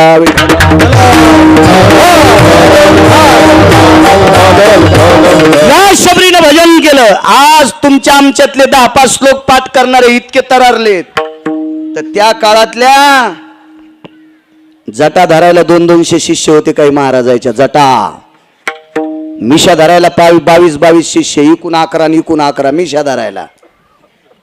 इतकाल्या त्याच्या मिशा पोवळे साहेब आणि इतकाल्या त्याच्या जटा. प्रवीण बुवा सगळे महाराज शबरीच्या विरोधात गेले. ही कोण शबरी? भिल्लाची पोरगी, हिच्या कुळातली लोक मांसाहारी आहेत, ही कालपासून रामनामाचं भजन करते, हिला कोणा महाराजाने आरक्षित केलंय? सगळ्यांनी सांगितलं मतंगाची कृपा आहे. 2 नंबरला शरभंगूंची कृपा आहे. विमानाचा शब्द मगाशी वापरला होता. पाटील साहेब, आपण सगळे ज्या विमानात बसतो त्या विमानात शबरी बसत नव्हती. शबरीचं विमान वेगळं होतं. एक लक्षात घ्या, 4-2 पुस्तकं शिकणाऱ्यानं बचर बचर करत जाऊ नका. एक 900 पानाचं पुस्तक प्रकाशित झालंय. त्या पुस्तकामध्ये रावणाकडे 14 विमान होती. त्या विमानाचा पायलट कोण होता, ते रावणाची विमानं कुठे उतरायची, मर्यादा पुरुषोत्तम रामचंद्रांच्या काळातली विमानं नंदीग्रामला का उतरायची, त्याचा आवाज कशा पद्धतीचा होता, तिथली झाडं कशी होती, हे 900 पानाच्या पुस्तकात वाचा, लक्षात येईल तुमच्या. कारण सामान्य साहित्यिक नाही, ते फार अधिकारी व्यक्ती आहे. लक्षात घेत जा जरा, जुन्या परंपरा किती गोड आहेत. अशा एका विमानात बसणारी महाराज मुनिश्री शरभंग, ते विमान शबरीने थांबवलं. तुझं चित्र कुठून येवोनी मार्गी उद्धरिले शिमुनी, शरभंग जाता विमानी, म्यारे म्यारे प्रार्थोनी पुशिले. रामायण सांगते, पैठणचे मालक सांगतात, शरभंग विमानात जात असताना म्यारे प्रार्थोनी पुशिले, विमान थांबवलं, उद्धाराचं साधन विचारलं. 6 पैकी 2 नंबरचं साधन मिळालं. 1 नंबरचं शरभंग मतंग आणि 2 नंबरचं साधन शरभंगुगड मिळालं. रामनामाचं भजन कर. पुढचे 4 कोण होते घरी गेल्यावर वाचा. मी काय गुत्त थोडं घेतलंय, तुम्ही घरी गेल्यावर वाची जा. तुम्ही जितके हुशार होताल का तितके आमची लोक नीट कीर्तन करतील, आणि तुम्ही जितके गाफील राहताल का तितके आमचे गाणेच म्हणतील, आणि ते गाणे ऐकल्यावर तुम्हाला नरकाला जावं लागेल. विठाला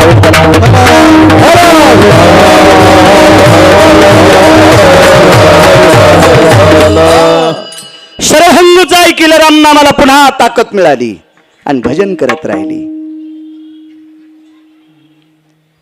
आदरणीय उमेशजी पाटील साहेब, या शबरीला त्या काळातल्या ऋषी मुनी योगी तप्यांनी त्रास दिला. शबरी जंगलात रामली. माझ्या माईंनो पुन्हा एकदा सांगतो, आयुष्यभर आरसा पाहायला भेटला नाही. आयुष्यभर आरसा. तुम्ही इतक्या कपाटापुढे डोकं इचरिता म्हणून पिटल्यात केस सापडतात. हो या, मी संसारिक आहे, मी थोडा ब्रह्मचारी आहे, मी थोडा संन्यासी आहे, आणि मी संसारिकाच्या घरी जेवतो, चपाती तुटत नाही. मग लक्षात येतं हिच्यात कोणता फ्युकॉल घातला असेल, लक्षात येते डोक्याचा घातलाय. इतक्या बारे डोकं विचारा. वैकुंठवासी धर्मभास्कर वक्ते बाबा सांगायचे, भारतीय स्त्रीनं दिवसात फक्त 3दा आरसा पाहायचा आणि पुरुषांनी 2दा बघायचा. म्हणून मी त्याच्यात बसलो. एकदा सकाळी गण लावायला बघतो आणि संध्याकाळी फेटा बांधायला बघतो. पुन्हा नाही. विठाला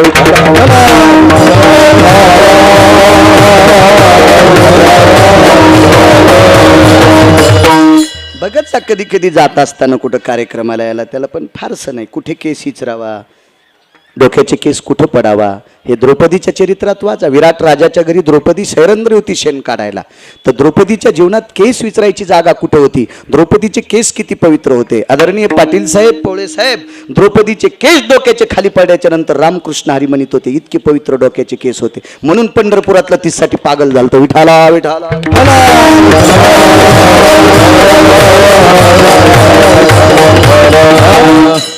तो प्रसंग वाचा. पांडव अज्ञातवासात आहेत. पुन्हा 12 वर्षाचा वनवास आणि 1 वर्ष अज्ञातवास होऊ नये म्हणून पंढरपुरातल्या मालकानं शेण हातात घ्यायचं, आणि द्रौपदीनं जिथे केस विचारले ते सगळे केस शेणात घ्यायचे, शेण वाळवायचं आणि पेटून द्यायचं. आदा कादा नालायक दुर्योधनाचे सेवक जर उकंड्याला कान लावला असता तर उकंड्यातून रामकृष्ण हरीचा जप आला असता, आणि त्या दुर्योधनाला कळालं असतं पांडव इथे आहेत, म्हणून त्या केस शेणात गुंडाळून वाळून पेटीत होते. हे पंढरपुरातला मालक करत होता. विठाला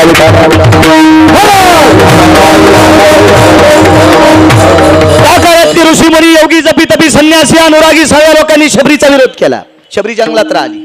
पण महाराज पंढरपुरातल्या मालकानं शबरीला अंतकरणात घेतलं, काशीतल्या मालकानं शबरीला अंतकरणात घेतलं, देवादेवतेनं शबरीला अंतकरणात घेतलं. थोडाफार अभ्यास केलेले महाराज विरोधात गेले आणि या सगळ्या महाराजांनी एक यज्ञ केला. आज जसा यज्ञ नामाचा आणि आजचा यज्ञ प्रसादाचा. पोळे साहेब तुम्ही जे प्रसाद करता तो यज्ञ, हे आपण सगळे जे भजन करायला हा नामाचा यज्ञ. हा दोन यज्ञ आहेत, एक अन्नदानाचा यज्ञ आणि एक नामस्मरणाचा यज्ञ. त्या लोकांनी एक हविषान्न म्हणजे यज्ञ तो केला, अग्नीमध्ये तूप टाकायचं. यज्ञशाळा बांधल्या, पर्णशाळा बांधल्या, अन्नशाळा बांधल्या. ऋषी मुनी योगी जपी तपी संन्याशी अनुरागे, ज्यांची जीभ केळीच्या पानासारखी पातळे, सुईच्या आणीसारखी टोकदारे, असे पाणिनीचे सूक्त म्हणण्यासाठी वेदांना मम भय व्याप्तिंजन जज्ञरे भयस्ततासिदामिवत कृतजन्याः आपांबरो सर्वस्थितायां रुक्मिणी प्रमुख पांडुरंग पंचायतन देवतनाः गिरिजापतये तन्नमः सर्वास्तुतो पाशुपतारूढाय यति कैलासाधिपतये उमां महेश्वरास्ततः ब्रह्म सावित्री शची पुरंदराय एकदंतास्ततवचन सिद्धिविनायक तत्रादो बाबा यत् पुण्यता सर्वच्या आह्वानांच्या प्रियतांना ममः असे मंत्र म्हणण्यासाठी फारसे लोक होते. खूप लोक ही सगळी जमा झाली. आता यज्ञाला प्रसाद करण्यासाठी त्या प्रसादाला पाणी, गोमूत्र, गाईचं शेण, दही आणि गुळ एवढे पदार्थ लागत होते.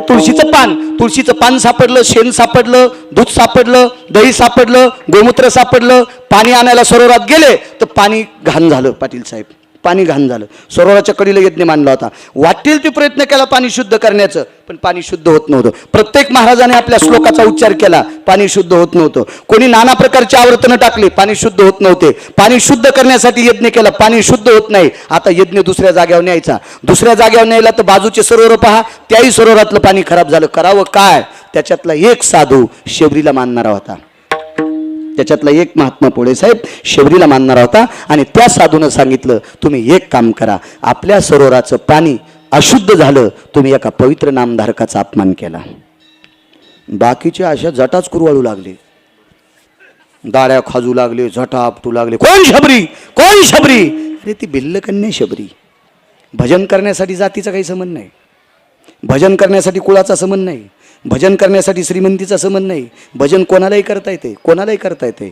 मोमिनाच्या कुळात एक वारकरी जन्माला आला. मोमीन कळतो का तुम्हाला? मोमीन म्हणजे मुस्लिम, आणि मोमीन म्हणजे पानं विकणाऱ्याचं कुळ. आपण त्याला तांबुळी म्हणतो. मुस्लिमाच्या कुळात एक वारकरी जन्माला आला. त्या वारकऱ्याचं नाव होतं कबीर. आणि कबीरांनी भजन केल्याच्या नंतर आज वारकरी संप्रदायात कबीराचं साहेब मोठं अधिष्ठान आहे, फार मोठं अधिष्ठान. कबीराचे दोहे वाचल्याच्या नंतर माणसाचं हृदय भरून येतं. काय ते दोहे आहेत महाराज, काय विद्वत्ता आहे त्या कबीराची. कबीराने शेलाईन त्या भजन करता करता शेला येण्याचा. हा शेला ज्याच्या घरी गेला तो शेला भजन म्हणत होता. इतका मोठा कबीराचा पुरुषार्थ. जातीने मुसलमान होते कबीर. कारण भजन करण्यासाठी जातीचा काही संबंध नाही. मगाशी तुम्हाला सांगितलं, तृतीय पंथाला विमान आलं, काही संबंध नाही. वेशेला विमान आलं, काही संबंध नाही. यातायाती धर्म नाही विष्णुदासा, निर्णय तो ऐसा वेदशास्त्री. तुका म्हणे नाही जाती सवे काम, ज्याचे मुखी नाम तोची धन्य. भजन करण्यासाठी जातीचा संबंध नाही, अभ्यास करण्यासाठी जातीचा संबंध नाही, चांगलं वागण्यासाठी जातीचा संबंध नाही, चांगला व्यवहार करण्यासाठी जातीचा संबंध नाही. एक सोपा शब्द सांगू का तुम्हाला? चतुर्थ्या कोण धरतंय? मुस्लिम का तुम्ही? तुम्ही म्हणजे हिंदूच्या बायका चतुर्थ्या धरत्यात. सफरचंद कोण विकतंय?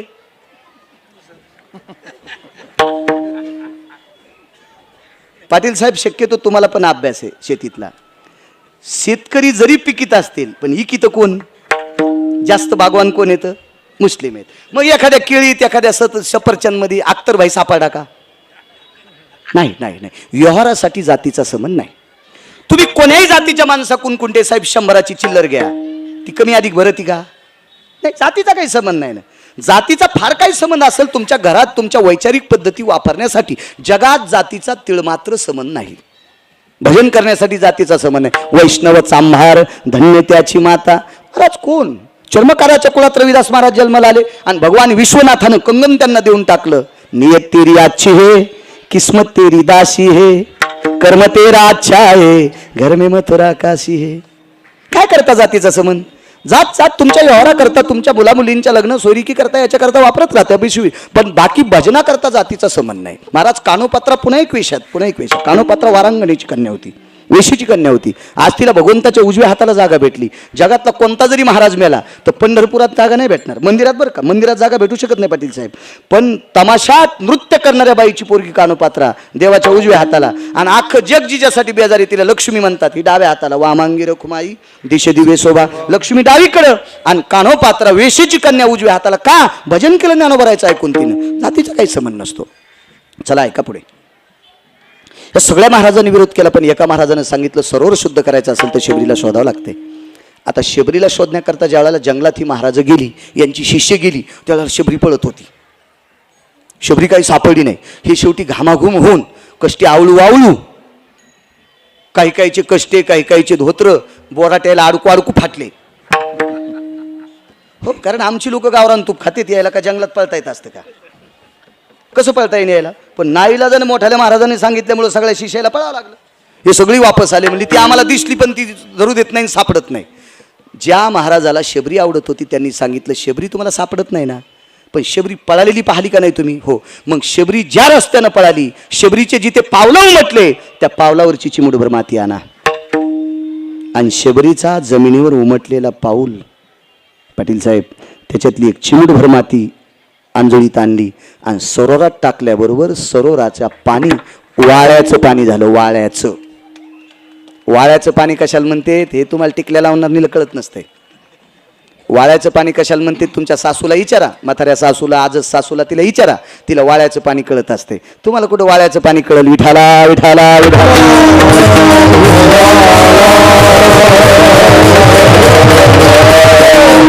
कारण जुनं कळण्यासाठी जुनं शिकावं लागेल. साहेब तुम्हाला लहानपणची गोष्ट माहिती आहे का? तुमच्या माझ्या लहानपणी गुळाचा चहा पिणाऱ्याला भिकार चोट म्हणत होते. पळे साहेब हेच होतं ना, गुळाचा चहा पिणाऱ्या लोक भिकार. हे त्याला काय साखर भेटती? त्याच्या इथे साखरेची पुरणपोळी असती का? ते भिकार चोटे, ते गुळाचा चहा पिते. आणि आत्ताच सांगा बरं पाटील साहेब, आता 1-1 कोटीच्या गाड्या कुठं थांबतात? इथे सेंद्रिय गुळाचा चहा भेटल. त्या चहा करणाऱ्या विचारलं तुला जमीन किती येते? म्हणला इथभर नाही. मग बायकोच्या डोक्यावर गुळा ऊस लावला होता का तो? हा, पप्याच्या माईच्या डोक्यावर ऊस लावला का तो? तुला ईदभर जमीन नाही, सेंद्रिय गुळाचा चहा म्हणतो, ऊसाचं टिपरू नाही तू ह्या इथं. आणि या सगळ्या मोठ्याल्या लोकांच्या गाड्या तिथे आलं का नाही? जुन्यावर कोरोनानं बरोबर जुन्यावर पाठिली माणसं, नीट केले, नीट केले जुन्यावर. त्याच्याकरता जुनं पाहत जा. आडीतलं दूध माहिती आहे का तुम्हाला? आडीतलं उगा माना हलू नका बाहेर बाईवानी. बैरे 2दा असं देत पाटील साहेब. पुढचं हसल्यावर एकदा, पुढचं हसल्यावर एकदा, आणि कशासाठी हसले कळाल्यावर 2दा. तसं काही मान हला. आडीतलं दूध, आडीतल्या दुधाचं वर्णन आमच्या पोरायच्या माईनं ऐकलं. पोरायची माय म्हणजे माझी बायको, माझं लग्न झालेलं आहे. तिने ऐकलं, म्हणजे आडीतलं दूध काय? म्हणलं आडी करण्यासाठी खड्डा करावा लागतो. आमच्याकडे गिरगाई येतात. मग ती म्हणली आपण करू. ते म्हणलं खड्डा आपल्याला जमणार नाही. कसं काय जमणार नाही? आपल्या स्लॅबची जाडी 5.5 इंच आहे. बसा, आपल्या स्लॅबची जाडी किती आहे? 5.5 इंच. आणि आडीला खड्डा किती करावा लागतो? 1.25 फूट किंवा 2.25 फूट. मग 2.25 फूट केल्यावर खालच्या मजल्यातली जळते, त्याच्यामुळे आडी करता येत नाही. काही काही गोष्टी जुन्या शोधत राहा. किती गोडवा आहे त्याच्यामध्ये, फार मोठं तात्विक नाविन्य आहे. वा, मी परिक्रमेला गेलो पाटील साहेब. नर्मदा परिक्रमा 3600 किलोमीटरची होती. मी 72 दिवसात महाराष्ट्रातल्या तमाम सात्विक लोकांच्या कृपेने मी 72 दिवसात 3600 किलोमीटरचा प्रवास केला. येत्या 17 तारखेला माझी ती परिक्रमा पूर्ण झाली. पण मला एक आदर्श घ्यावासा वाटला मध्य प्रदेशातल्या लोकांचा. माझा एक आजार होता, मला उभं राहून कीर्तन करता येत नव्हतं. आदरणीय डॉक्टर हुशे साहेब मला मेडिकल द्यायचे, पण 3600 किलोमीटर चालल्याच्या नंतर आजचं माझं 7वं कीर्तन उभं राहून कीर्तन करतोय. डॉक्टर हुशे साहेब जालना हॉस्पिटल मला ते गोळ्या द्यायचे. पण माझ्या गोळ्या जबलपूरला संपल्याच्या नंतर मी 25 मेडिकलवर त्या गोळ्या पाहिल्या, सापडत नाही. नंतर हा अजय गरजा महाराष्ट्र चॅनल आहे त्याचं, तो मला गोळ्या घेऊन हुशे साहेबांकडनं पुन्हा आला. मला एक बुटही घेऊन आला होता छानसा. माझे 5-6 जोड फाटले होते. मी मध्ये गेल्याच्या नंतर मध्य प्रदेश पाहत असताना मला मोठ्यातलं मोठं हॉस्पिटल सापडलं नाही, फारसे मेडिकलचे दुकान सापडले नाही. तिथल्या एका तुमच्यासारख्या उच्च शिक्षित व्यक्तीला पाटील साहेब विचारलं. त्यांनी सांगितलं आमच्या मध्य प्रदेशामध्ये 40 ते 45 भूखंड आहे वापरायच्या, म्हणजे कसायच्या, जमीन करायच्या लागी, पिकवायच्या लागी. हा सगळा बाकी आमचा जंगल एरिया आहे आणि प्रत्येक झाडाच्या मुळ्यापासून आलेलं पाणी आम्ही पितो. याच्याकरता आम्ही आजारीच कमी पडतो. एका 500 कोटीच्या मालकाकडे आमचा मुक्काम झाला, ज्याच्याकडे 500 कोटीची प्रॉपर्टी होती. तो मसाल्याची कंपनी होती त्याच्याकडं. त्या माणसाकडे आमचा मुक्काम झाला. थंडीची फार फार मोठी थंडीची लाट होती. माझ्याकडे मी स्लिपिंग बॅग घेतली. ती स्लिपिंग बॅगसुद्धा कमी पडली, तरी पण थंडी वाजत होती. त्या माणसानं खापराची एक कुंडी आणली. त्या कुंडीमध्ये लाकडं पेटवले आणि त्या लाकडाचा धूर विजल्याच्या नंतर आमच्यापाशी एक कुंडी ठेवली. त्यांना म्हणलं, तुम्ही एवढे मोठे 500 कोटीचे मालक आणि ही कुंडी? ते म्हणले, आमच्या सगळ्यांच्या बेडमध्ये विस्त्याच्याच कुंड्या आहेत. माझ्याकडे 500 कोटीची प्रॉपर्टी असताना सुद्धा 5 रुपयाच्या सुद्धा आम्ही गोळ्या खात नाहीत. जुन्याची ताकद आहे. जुनं लक्षात घेत जा. जुनं जुनं जुनं जुनं लक्षात घेत जा. शिकाकाईनं डोकं धुत होत्या. शिकाकाईनं डोकं धुत होत्या. पण त्यांच्या सुगंधानं फारसं जास्त काही सांगत नाही. नकोय नकोय नकोय नकोय आता नकोय आता. जुनं जुनं आजमत जा. एका गोळणीमध्ये आपल्याला सकाळच्या पहाटेच्या काल्याच्या अभंगामध्ये गोळणीत एक सुंदर जुनं खाचं सांगितलं. वांगे भाजून भरीत करी, वरी कांद्याची कोशिंबिरी, आई लहानचं घे ग हुंडा, मला लवकर करून दे मांडा, आई ग खडी साखरेचे खडे, मला लवकर करून दे वडे. काय जुन्या खाण्याचा आनंद, किती मोठा जुन्या खाण्याचा आनंद. आपल्याकडे नवीन नवीन एक गहून प्रकार बहु फार जुन्या मावल्या करायच्या, फार फार फार वेगळं करायच्या. आपल्याला एकच दिसतो, बर्गर, पॅटीस. ते पॅटीस पिळल्याच्या नंतर वाटीभर तेल निघत आहे. म्हणून ह्या पॅटीस खाणाऱ्याला वाटी वाटी गोळ्या खाल्ल्याशिवाय झोपा पण येत नाहीत. ह्या पोट पाहिलं बिनगिवानी. रजिस्टर रे आला, टेबल घ्यायचं कामच नाही, त्याच्यावर लिहायचं. मी बी तुमच्यासारखं खाऊ खाऊ मलाही जर बेजारी झाली. माझं 14 किलो 700 ग्रॅम वजन कमी झालं. विठाला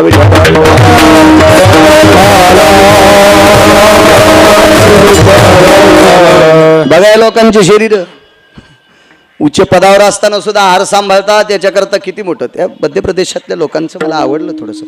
जीवनात मी 72 दिवसात चपातीला तेल लावलेलं पाहिलंच नाही. जाळावरल्याच चपात्या. आपलं खाचं शिका. चला, ही मोठी मोठी लोक शबरीला विरोध करत होती. ती माती आणली आणि त्या सरोवरात टाकली. मुद्दा कुठपर्यंत आलता माहिती आहे का? त्या सरोवराच्या पाण्याचं रूपांतर वाळ्याच्या रूपात झालं. वाळ्याच्या म्हणजे आपण चांगल्या प्रतीच्या कंपनीच्या बॉटलमधलं जे पाणी पितो का पोळे साहेब, त्याच्या 1000 पटीनं शुद्ध त्या सरोवरातलं पाणी शबरीच्या पायाखालची माती टाकल्याच्या नंतर झालं. आता पत्रकार आले तिथं. आता नाना प्रकारची पत्रकार, प्रत्येक पेपरचा पत्रकार वेगवेगळा पाटील साहेब. पण त्यावेळेला मला नाव लक्षात येईल, भोंडवे साहेब. हां, मगाशीच बोललो तुमच्याविषयी शिक्षण क्षेत्रात. काळातला पहिला पत्रकार कोण असेल तर श्रुती नावाची पत्रकार होती. श्रुती नावाच्या पत्रकाराच्या अगोदर कोणीही पत्रकार झालेला नाही. आणि श्रुतीसारखा न्याय आतापर्यंत जगात कोणी देऊ शकत नाही. कारण श्रुती पंढरपुरातल्या मालकालाही भेट नव्हती. हा, तर डवळ्या कपड्यावाल्याला श्रुती भेटी होय. हो, बोंडे साहेब, ती खुर्ची भेटल्यावर कोणाला भेडण्याचं काम करू नका. पत्रकारांनी तुमच्या वाणीला मुजरा करावा असं बोलत जा. महाराज, श्रुती नाही बेली, पंढरपुरातल्या मालकाला भेट नव्हती. या रवी शेठ.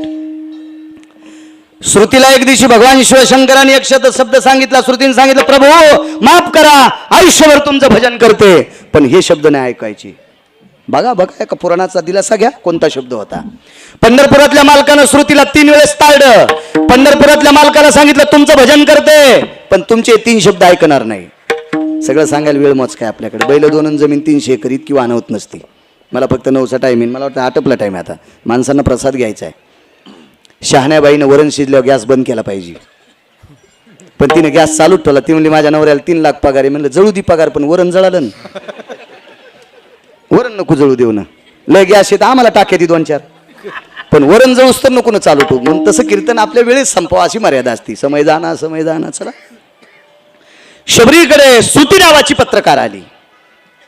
आणि त्या श्रुती नावाच्या पत्रकाराने शबरीला विचारलं, माते, तुझ्या पायाची माती सरोवरात टाकल्याच्या नंतर सरोवर शुद्ध होतंय. तिनं सांगितलं, मला काहीच कळत नाही.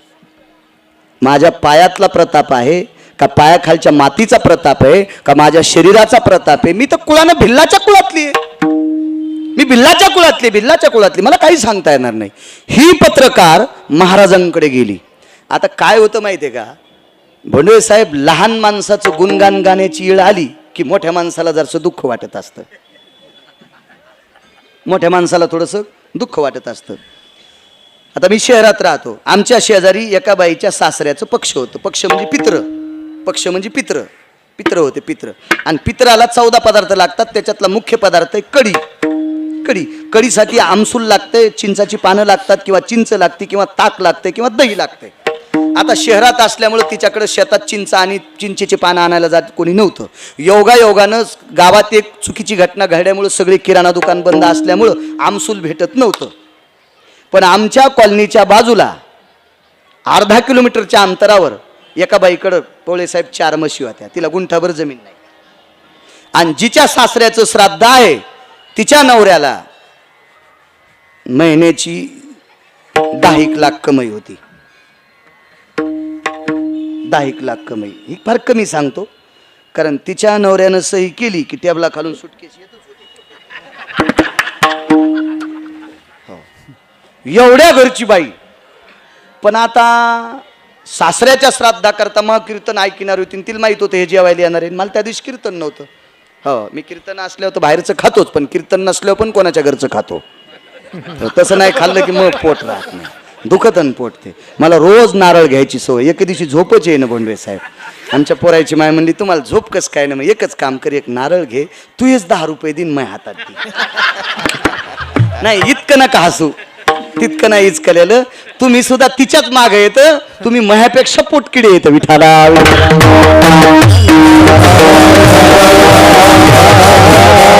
शेजाऱ्याचं घर पेटल्यावर शेकून घेता का? मी शेजारते आणि विठाला विठाला.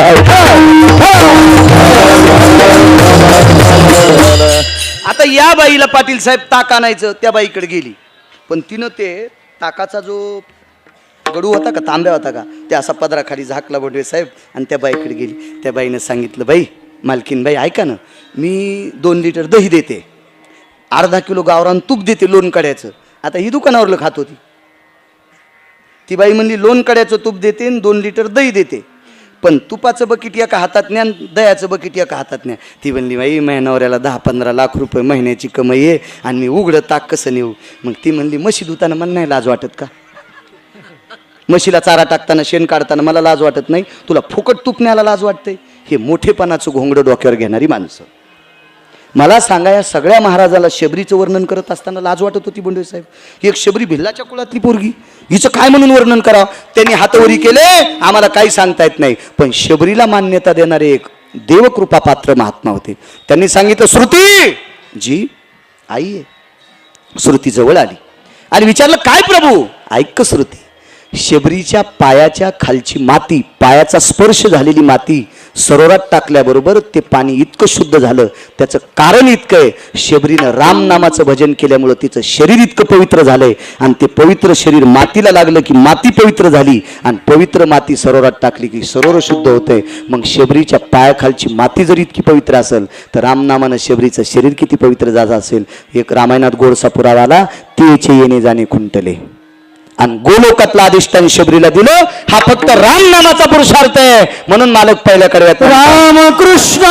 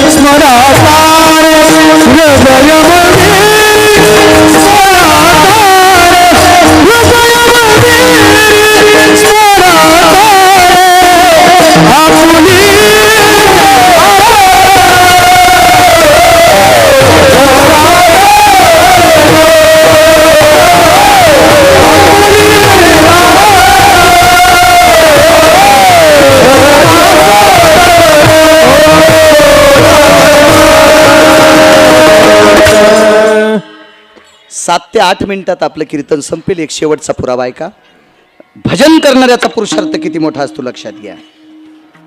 काही काही लोक माईकवर बोलत असताना धर्म सांगते. धर्म जसा याच्या बापानं जिवंत ठेवलाय. हे धर्म पप्याच्या माईल शिकव ना. हा, बायकोला धर्म शिकवून तुझ्या बायकोला लोकायला धर्म सांगतोय सुंबळ्या. विठाला विठाला विठाला.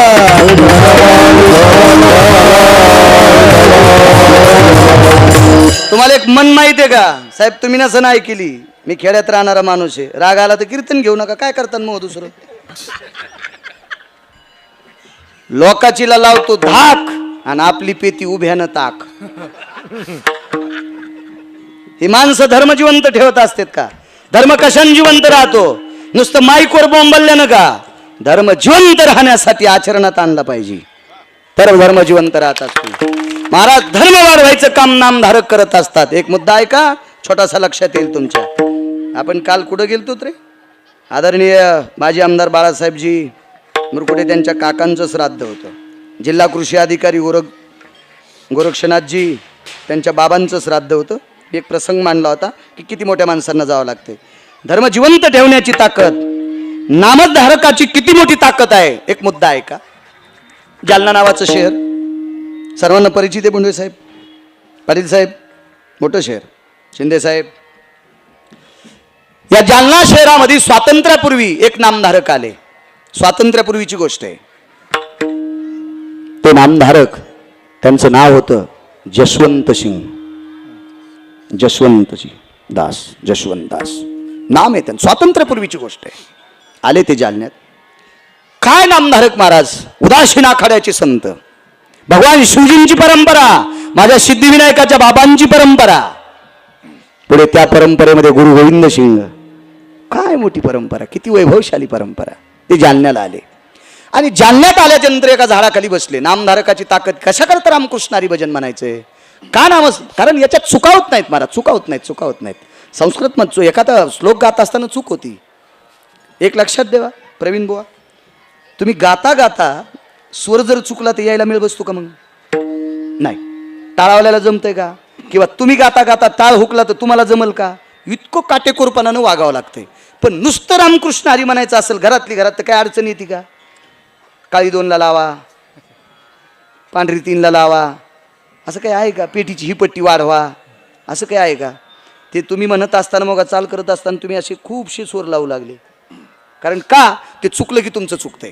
त्याच्याकरता तुम्ही तात्विकपणानं ते गाता, ते लावून घेता तुमच्या स्वरात. असं नुसतं रामकृष्ण हरी म्हणायचं असेल तर गरज आहे घ्यायची? काहीच नाही. मनातली मनात करू शकता. नामधारकाची ताकद किती मोठी. जशवंतदासजी आले, उदासीन आखाड्याचे संत होते. त्यांच्यानंतर पुन्हा जमनादासजीच्या नंतर जीवनदासजी, आणि जीवनदासजी नंतर पुरंदासजी आणि संगमदासजी. ही पुढे परंपरा मोठी गोडशी. आता विद्यमान गुरुवर्य, प्रातस्मरणीय गुरुवर्य, धर्मानाम पवित्र धर्म संन्यासो पवित्र, उदासीन आखाड्याचे महंत चुडावा, तुमच्या नांदेड परिसरातील चुडावा नावाचं गाव आहे आणि तिथे महान संत आहेत. त्यांचं नाव आहे जीवनदासजी. त्यांचा चेहरा पाहिल्याच्या नंतर कोण्याही फुलाचं तेज कमी वाटते. एवढा तेजस्वी महात्मा. विठाला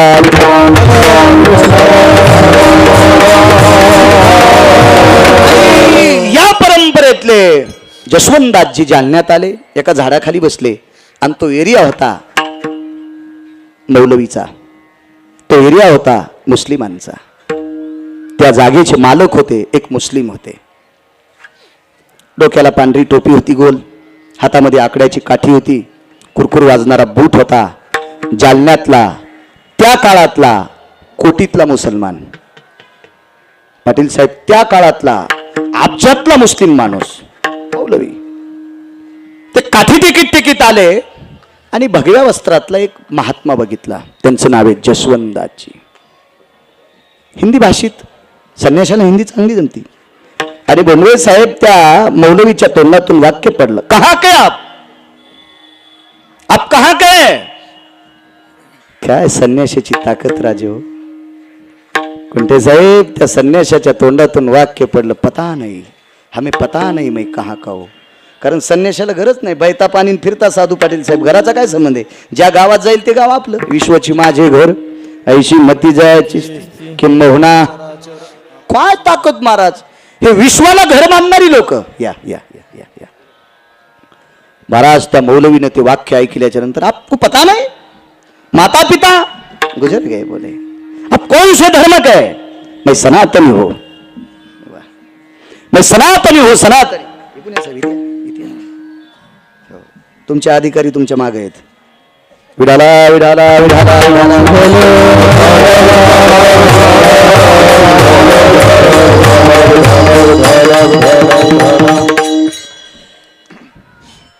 आपको पता नाही. हा, मैं संन्यास हूं. ज्याने 6चा नाश केला त्याला संन्यासी म्हणायचं. वा, इस्लाम कहाँ करेंगे, यही पे. मराठीत सांगतो, मला काय हिंदी येत नाही, कारण शिक्षण कमी झालं. येती इधर से गाडी आहे, उधर से गाडी, गाडी चली गई, मैं खाली राहिला. चलत राहते कशाला, आपलं मराठी चांगली येते ना, बस झालं, काय करायचं त्याला. एक जण म्हणला, महाराज तुम्ही हिंदीत कथा करा ना, आमच्या राज्यात नेतो. मी म्हणलं, माझ्या नदीला इतकं पाणी आहे, मी त्याच्यातच मोटर टाकतो ना, हळद भिजितो. मला ईर खांदून पायप वाढवायचा नादत नाही, फुकट कळून शेंडी वळवळ काय करायची. अरे इथंच चाललंय माझ्या महाराष्ट्रात, मला कशाला तिकडे तू आणून शेंडीला येतो. माझ्या विठाला विठाला.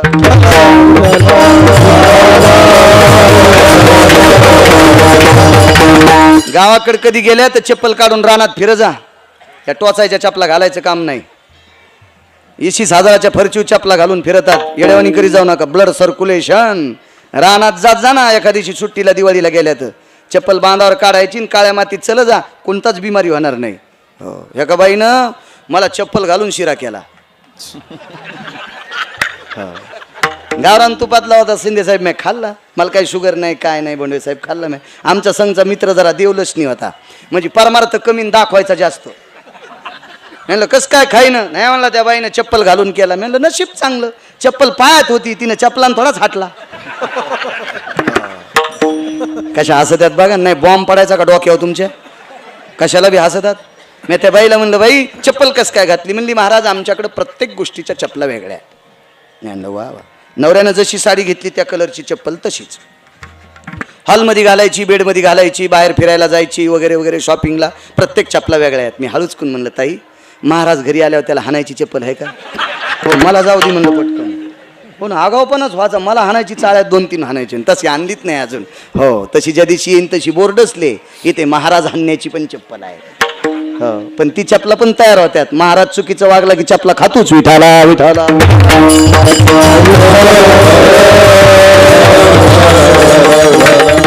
जसवंतजी बसलेले आहेत. पता नहीं पता. आजचा मुक्काम यही पे ठहरेंगे. ओढणे के वास्ते पांघरायला आकाश आहे, आथरायला धरणी आहे. 1.5 बाय 1.5ची चटई होती दरबाची, उशाला घेतली, अंग टाकून दिलं. पाणी पिणे गो कमलंडो आहे.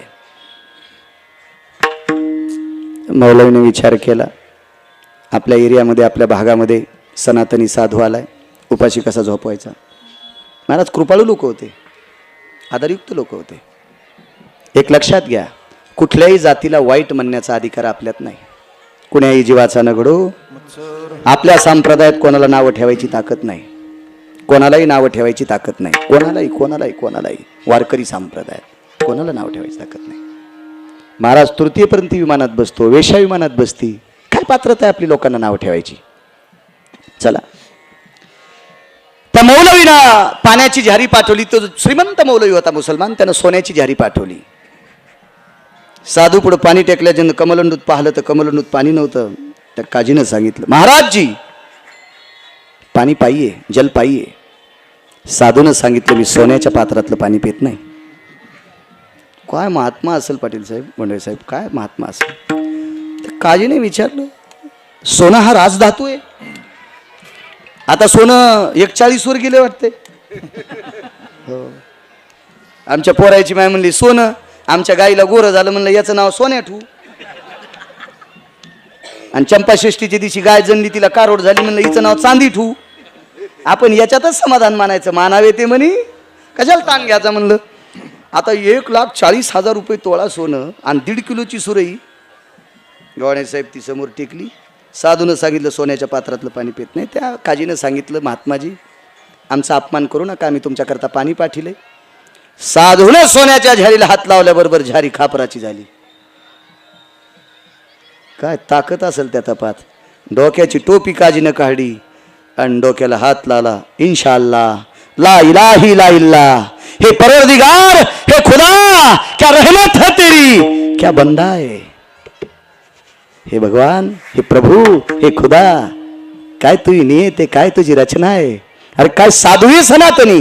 या सनातन संस्कृतीतला, भारतीय संस्कृतीतला, हिंदू संस्कृतीतल्या साधूने सोन्याच्या पात्राला हात लावल्याच्या नंतर पात्र मातीचं होत असेल तर यानं मातीला हात लावलं बी सोनं होत असेल. ही सनातनी साधूंची ताकद आहे. काय पुरुषार्थ आहे महाराज, काय पुरुषार्थ. टोपी काढून डोक्याला हात लावला आणि विनंती केली, महाराजजी जलपाई. महाराज साधू होता. त्या साधूनं सुरेवर हात ठेवला आणि गंगेचं नाव घेतलं. गंगेचे मुनेचे गोदावरी नर्मदा कावेरी.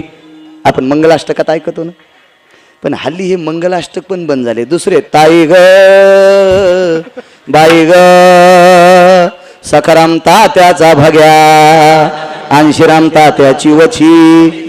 लाल असं इंगळ करून याच्या तोंडात इकून ठोकायचा निकून काढायचा. सोंबळ्या त्या बापाची जागीर हरामखोरा असली मंगलाष्टक म्हणतो नालाय का. विठाला विठाला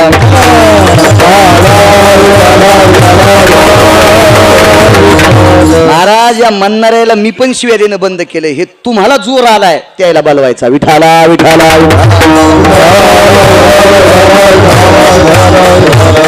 गंगेचंच नाव घेतलं. मी काल बोलून गेलो. या विश्वामध्ये सर्व तीर्थाला गंगा उपमा आहे. पण बोंडवे साहेब, पाटील साहेब, पोळे साहेब, या विश्वामध्ये भारत देशात दोनच नद्या येतात, त्यांना गंगा उपमा नाही. एक नर्मदेला आणि एक कावेरीला. नर्मदेला गंगा म्हणत नाहीत, नर्मदाच. फार काय झालं तर रेवा, फार काय झालं तर जटाशंकरी. गंगा नाही. आणि कावेरीला गंगा म्हणतच नाहीत, कावेरीच म्हणत असतात. गंगा ही संज्ञा नर्मदेला आणि कावेरीला नाही. का? कारण नर्मदेच्या पाण्यातला पाषाण प्रत्यक्ष सिद्धिविनायकाचा पिता आहे. भगवान सिद्धिविनायकाचा पिता आहे. नर्मदेच्या पात्रातला परीस ते पाषाणेन गोटा. एक लक्षात घ्या, तुम्ही सोन्याचं जरी भगवान शिवलिंग आणलं साहेब, सोन्याचं जरी आणलं. आता मला वाटतं एक पोलीस कॉलनीमध्ये, SRP कॉलनीमध्ये एक मंदिर भगवान शिवजींचं होते. मला आलता तिथल्या डिपार्टमेंटच्या लोकांचा फोन की आम्हाला ती मूर्ती बदलायची. म्हणलं मला बघू द्या, कारण मूर्ती जर चांगली असेल तर ती बदलता येत नसती, ती बदलता येत नसती, बदलता येत नसती, बदलता येत नसती. हो, आपल्याला एखादी चांगली व्यक्ती भेटल्या आपण घरातले लोक बदलितो का? नाही. तिच्यात जर अस्तित्व असेल, देव पण असेल तर ते बदलता येत नसतं. ती पण असते. चला, एक जण झोपड्यात राहतो आता लग्न झालं. झोपड्यात राहतो आता लग्न झालं. आता झोपड्यात राहतो आता त्यावेळेला बायको बिचारी गरीबच भेटली. पण कालांतरानं तो 4.5 कोटीच्या घरात राहिला. मग ते बायकोला म्हणला आता तू या घरात ओपनच. मग मला दुसरी आणायची. आले डिपार्टमेंटचे लोक, मग ह्यो त्या घरात गेला.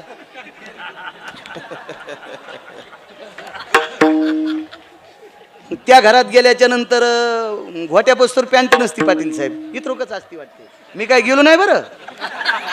मी टीव्ही फिवीत पाहिलं, ते बी तुमच्या टीव्हीत. मला टीव्ही नाही, भारीचा मोबाईल नाही. आपण घेतच नाही. पैसे आहेत बरं का. हा, खोटं नाही सांगायचं. सोन्याचा मोबाईल घेणे इतके पैसे येतात, खोटं कशाला सांगायचं. मी प्रचंड शेती करतो, कोट्यावधी रुपयाचं उत्पन्न शेतीत काढतो. मोबाईल काय माळ घालीन ना गळ्यात. पण आता 90 वर्ष लुगडं घातलं, म्हातारपणी कशाला गाऊन घालू. त्याच्यामुळे आता ह्याच मोबाईलवर मारायचं आपल्याला, दुसरा घ्यायचाच नाही. विठाला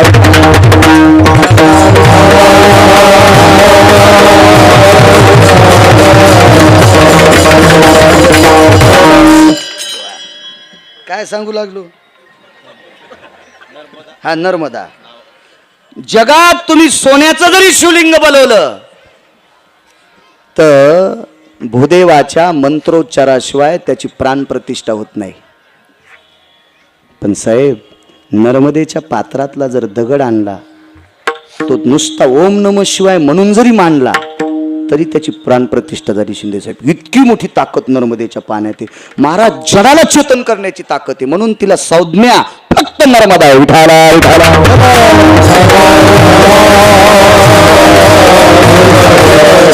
गाडी नको होत नाही, पण एकदा करत जा जीवनात. एकदा नर्मदा परिक्रमा करा आणि गोदावरीची परिक्रमा करा. जगात 2 परिक्रमा सांगितल्या, नर्मदेची आणि गोदावरीची.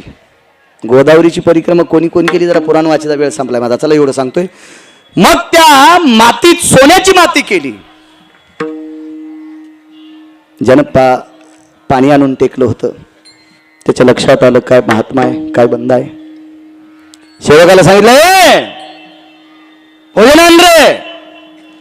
आता त्या मौलवीचा, त्या काजीचा सेवक ज्या वेळेला घरी डब्बा आणायला गेला का पाटील साहेब, त्यानं सांगितलं आपल्या साहेबांनी डब्बा सांगितलाय आणि त्या दिवशी त्यांच्या घरी मांसाहार केलेला होता. याचं सांगायचं काम होतं का सनातनी साधू आहे? त्यानं काहीच नाही सांगितलं, डब्बा पाहिजे.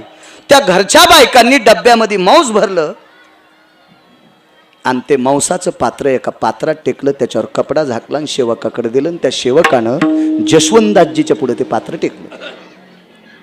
आता सोन्याच्या सुरईची मातीची सुरई करून टाकली, गंगेचं नाव घेतलं, त्याच्यामध्ये सर्वात मोठं गंगेचं नाव घेतलं चर्मनवती नावाची गंगा. मी कालच्या कीर्तनात बोलून गेलो, एखाद्या वेळेस तुम्हाला युट्यूबला ऐकायला भेटेल.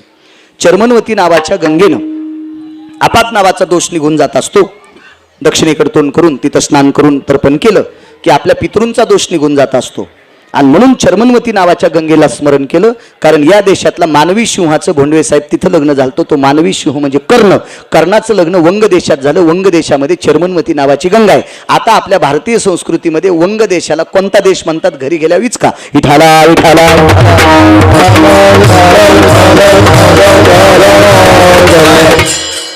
आणि मग ते पाणी पिऊन टाकलं. पण त्या काजीनं सांगितलं महात्माजी प्रसाद पाहिजे. महाराज त्रिकाल ज्ञानी, सोन्याची माती ज्याला तयार करता येते त्याला कळत नसेल का मांस आहे म्हणून? महाराजांनी सांगितलं नकोय मला, काही नकोय, काहीच नको, काहीच नको. ते फारसं मोठं चिंतन आहे, पण वेगात सांगतो मी. फुलं आणायचे का, पूजा करायची का, काय करायची का? त्यांनी सांगितलं इथं मंदिरच नाही, कोणाची पूजा करू? मग आपण काय करतो? आता मानस पूजा करतो म्हणले, मनानं पूजा करतो, बाकी काही फुलावरची गरज नाही. चला म्हणले ठीक आहे, आता तुम्ही झोपणार आहेत, उपाशी झोपू नका, याच्यातला प्रसाद आहे, याच्यातला घ्या. महाराज प्रसाद घ्या म्हटल्याच्या नंतर जशवंतदासजीनं सांगितलं सरकार. काय वाणी महाराज, मोठ्याचे शब्द किती मोठे असतात. सरकार शब्द वापरला, सरकार. एक सांगू का माझ्या माईंनो, महाराज साधू एका मुसलमानाला सरकार म्हणतो, मुसलमानाला सरकार म्हणतो. काय वाणी. तुम्ही एकच काम करा, येणाऱ्या 14 तारखेला गरीबाच्या बाईला पण हळदी कुंकू द्या,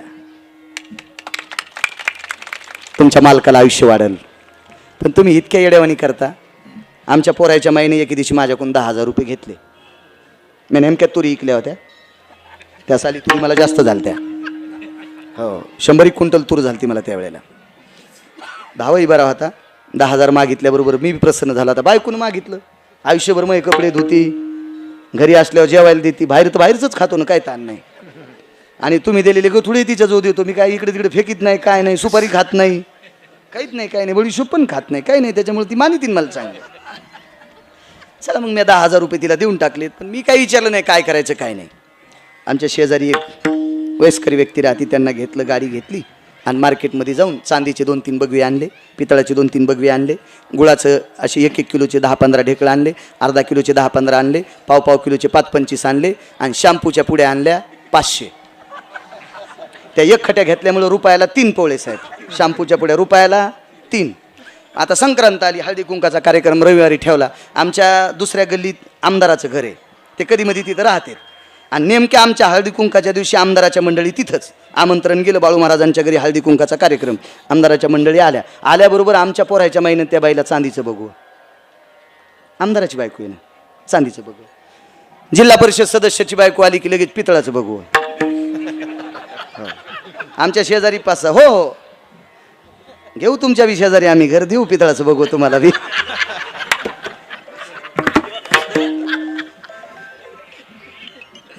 आमच्या शेजारी एक प्राध्यापक राहत होते, त्यांच्या काकी आल्या.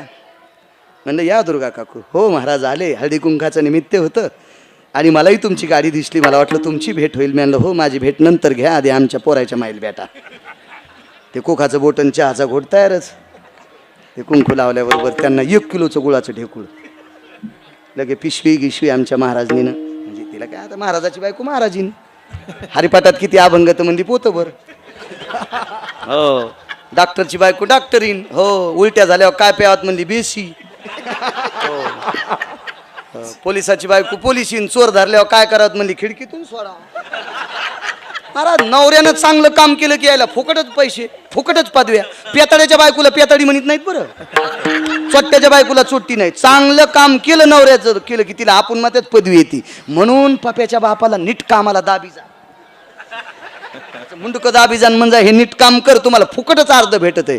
पण तुम्ही बी लई येड्या, त्याला सांभाळायला ठेवता आणि तुम्ही जत्राला जाता, मग केळीवर पाय घसरून पडा मग गुडघा ते म्हणला हे मोड्या.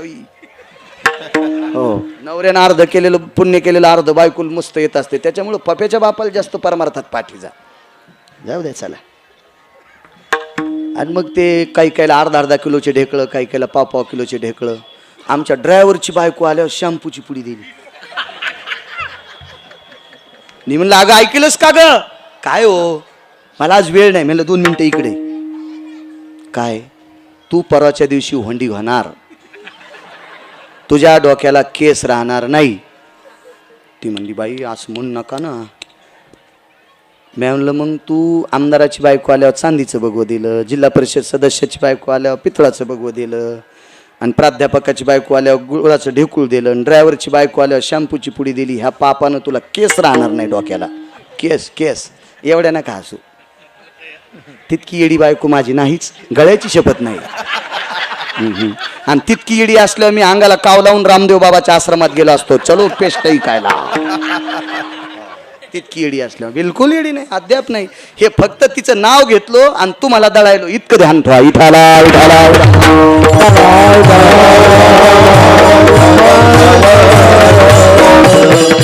क्रांतीच्या तुम्हाला कोटी कोटी शुभेच्छा. माझ्या भगवान गणेशाच्या कृपेनं तुमचं सौभाग्य तुम्हाला गोडसं लाभो. पण माझ्या माईंनो गरिबाचा पण आदर करा संक्रांतीच्या दिवशी, ही तुमच्या चप्पला स्पर्श करून विनंती. चला काहीतरी प्रसाद घ्या. पाटील साहेब सेवकानं प्रसाद आणला होता, काजीला माहित नाही काय आणलंय, पण महाराजांना त्रिकाल ज्ञानी होते, महाराजांना माहित होतं. बंडवे साहेब, महाराजांनी त्या काजीला सांगितलं जनाब जहापना सरकार आप खोलिये. त्या काजीनं सेवकाला हे खोल दो. ते लटलट कापत होत. त्याला माहित होतं या महाराजानं सोन्याच्या झारीला मातीचं केलंय आणि मी आणलेल्या पात्रात मांस पाहिल्यावर मला उभं जाळीतय. नखापासून शेंडी लोक महा भुगा करते म्हणे महाराज, मला काही जितत होत नाही बाबा.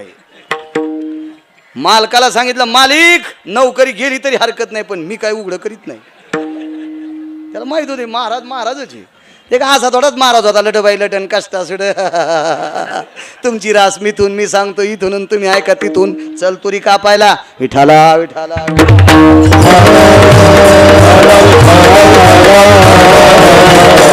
महाराज ते अधिकारी महात्मा. महाराजांनी सांगितलं सरकार आप खोलिये. काजीनं मागं पाहिलं आणि त्याला विचारलं काय याच्यात? नवसारे नवसारे. काजीने डोळे खाली केले आणि सांगितलं महात्माजी माफ करिये, आजच्या प्रसादात मांसाहार आलेला आहे. खोलिये, खोल के देखो. पाटील साहेब वरचा पांढरा कपडा काढा आणि त्या पात्रावरचं झाकण काढल्याबरोबर त्याच्यात मांस नव्हतं, त्याच्यात ऋतुपुष्प होते. त्या ऋतूमध्ये 4 जातीची फुलं उमलतात आणि 4 जातीची फुलं मांसाहाराची तयार झाली. महाराज धर्माच्या गप्पा यांनी करायच्यात. ऐका परिणाम काय झाला. काय झाला आज जालन्यामध्ये त्या भागात जर गेले तर 250 ते 350 कोटीची जागा, 4 आणि 5 नाही बरं का, 250 ते 350 कोटीची जागा त्या काजीनं त्या सनातनी साधूला माझ्या जसवंतदासजीला सांगितलं मंदिर नसल्यामुळे तुम्ही पूजा करत नव्हतात, तुम्हाला मंदिराला किती जागा पाहिजे ते घ्या. काठी टेकीत चालणारा संन्यासी सनातनी महात्मा, भारतीय संस्कृतीतला, हिंदू संस्कृतीतला भगव्या वस्त्रातला साधू, माझ्या भारत देशातला, हा माझ्या महाराष्ट्राच्या मातीतील उदासीन आखाड्याचा संत, काय पुरुषार्थ. काठी टेकीत चालणारा साधू टेकीत चालला नाही, काठी फरकीत घेतली आणि काठी फरकल्याच्या नंतर रेषेच्या आतली जेवढी जमीन आहे तितकी त्या काजीनं साधूला देऊन टाकली. महाराज धर्माचं काम करण्यासाठी मुस्लिम समाजाच्या माणसाला सुद्धा शेवेस पात्र आणण्याची ताकद ज्या साधू ते तो साधू नामधारक आहे. जीवनभर पंढरपुरातल्या मालकाचं, जीवनभर विश्वनाथाचं काशीतल्या मालकाचं, जीवनभर प्रभू विश्वनाथाचं भजन करणारा साधू, एवढी मोठी पात्रता ज्या साधवते म्हणून रामकृष्ण नामे हे दोन्ही साजिरी हृदय मंदिरी स्मराकारे. महाराज एका साधूला रामकृष्ण नामाच्या ताकदीनं द्रौपदीनं आणलं म्हणून रामकृष्ण नामे हे दोन्ही साजिरी. रामनामानं मारुतीरायानं हळ आणि नीळ नावाच्या वानराच्या हातानं 100 योजनाचा सेतू बांधला. ही रामनामाची ताकद आहे. रावणानं उपेक्षात्मक बुद्धीनं राम म्हणून दगड टाकला तरी पाषाण तरंगले. ही रामनामाची ताकद आहे. समुद्री तारिले पाषाण हे महिमान नामाचे. महाराज काय अहिल्याचं जीवन, किती किती या लोकांचा पुरुषार्थ बघा. जीवनभर अहिल्यानं रामनामाचा जप केला. तिनं पेरलेल्या साळी 4थ्या मुडवणात ती पण गेली की कापायला येत होत्या.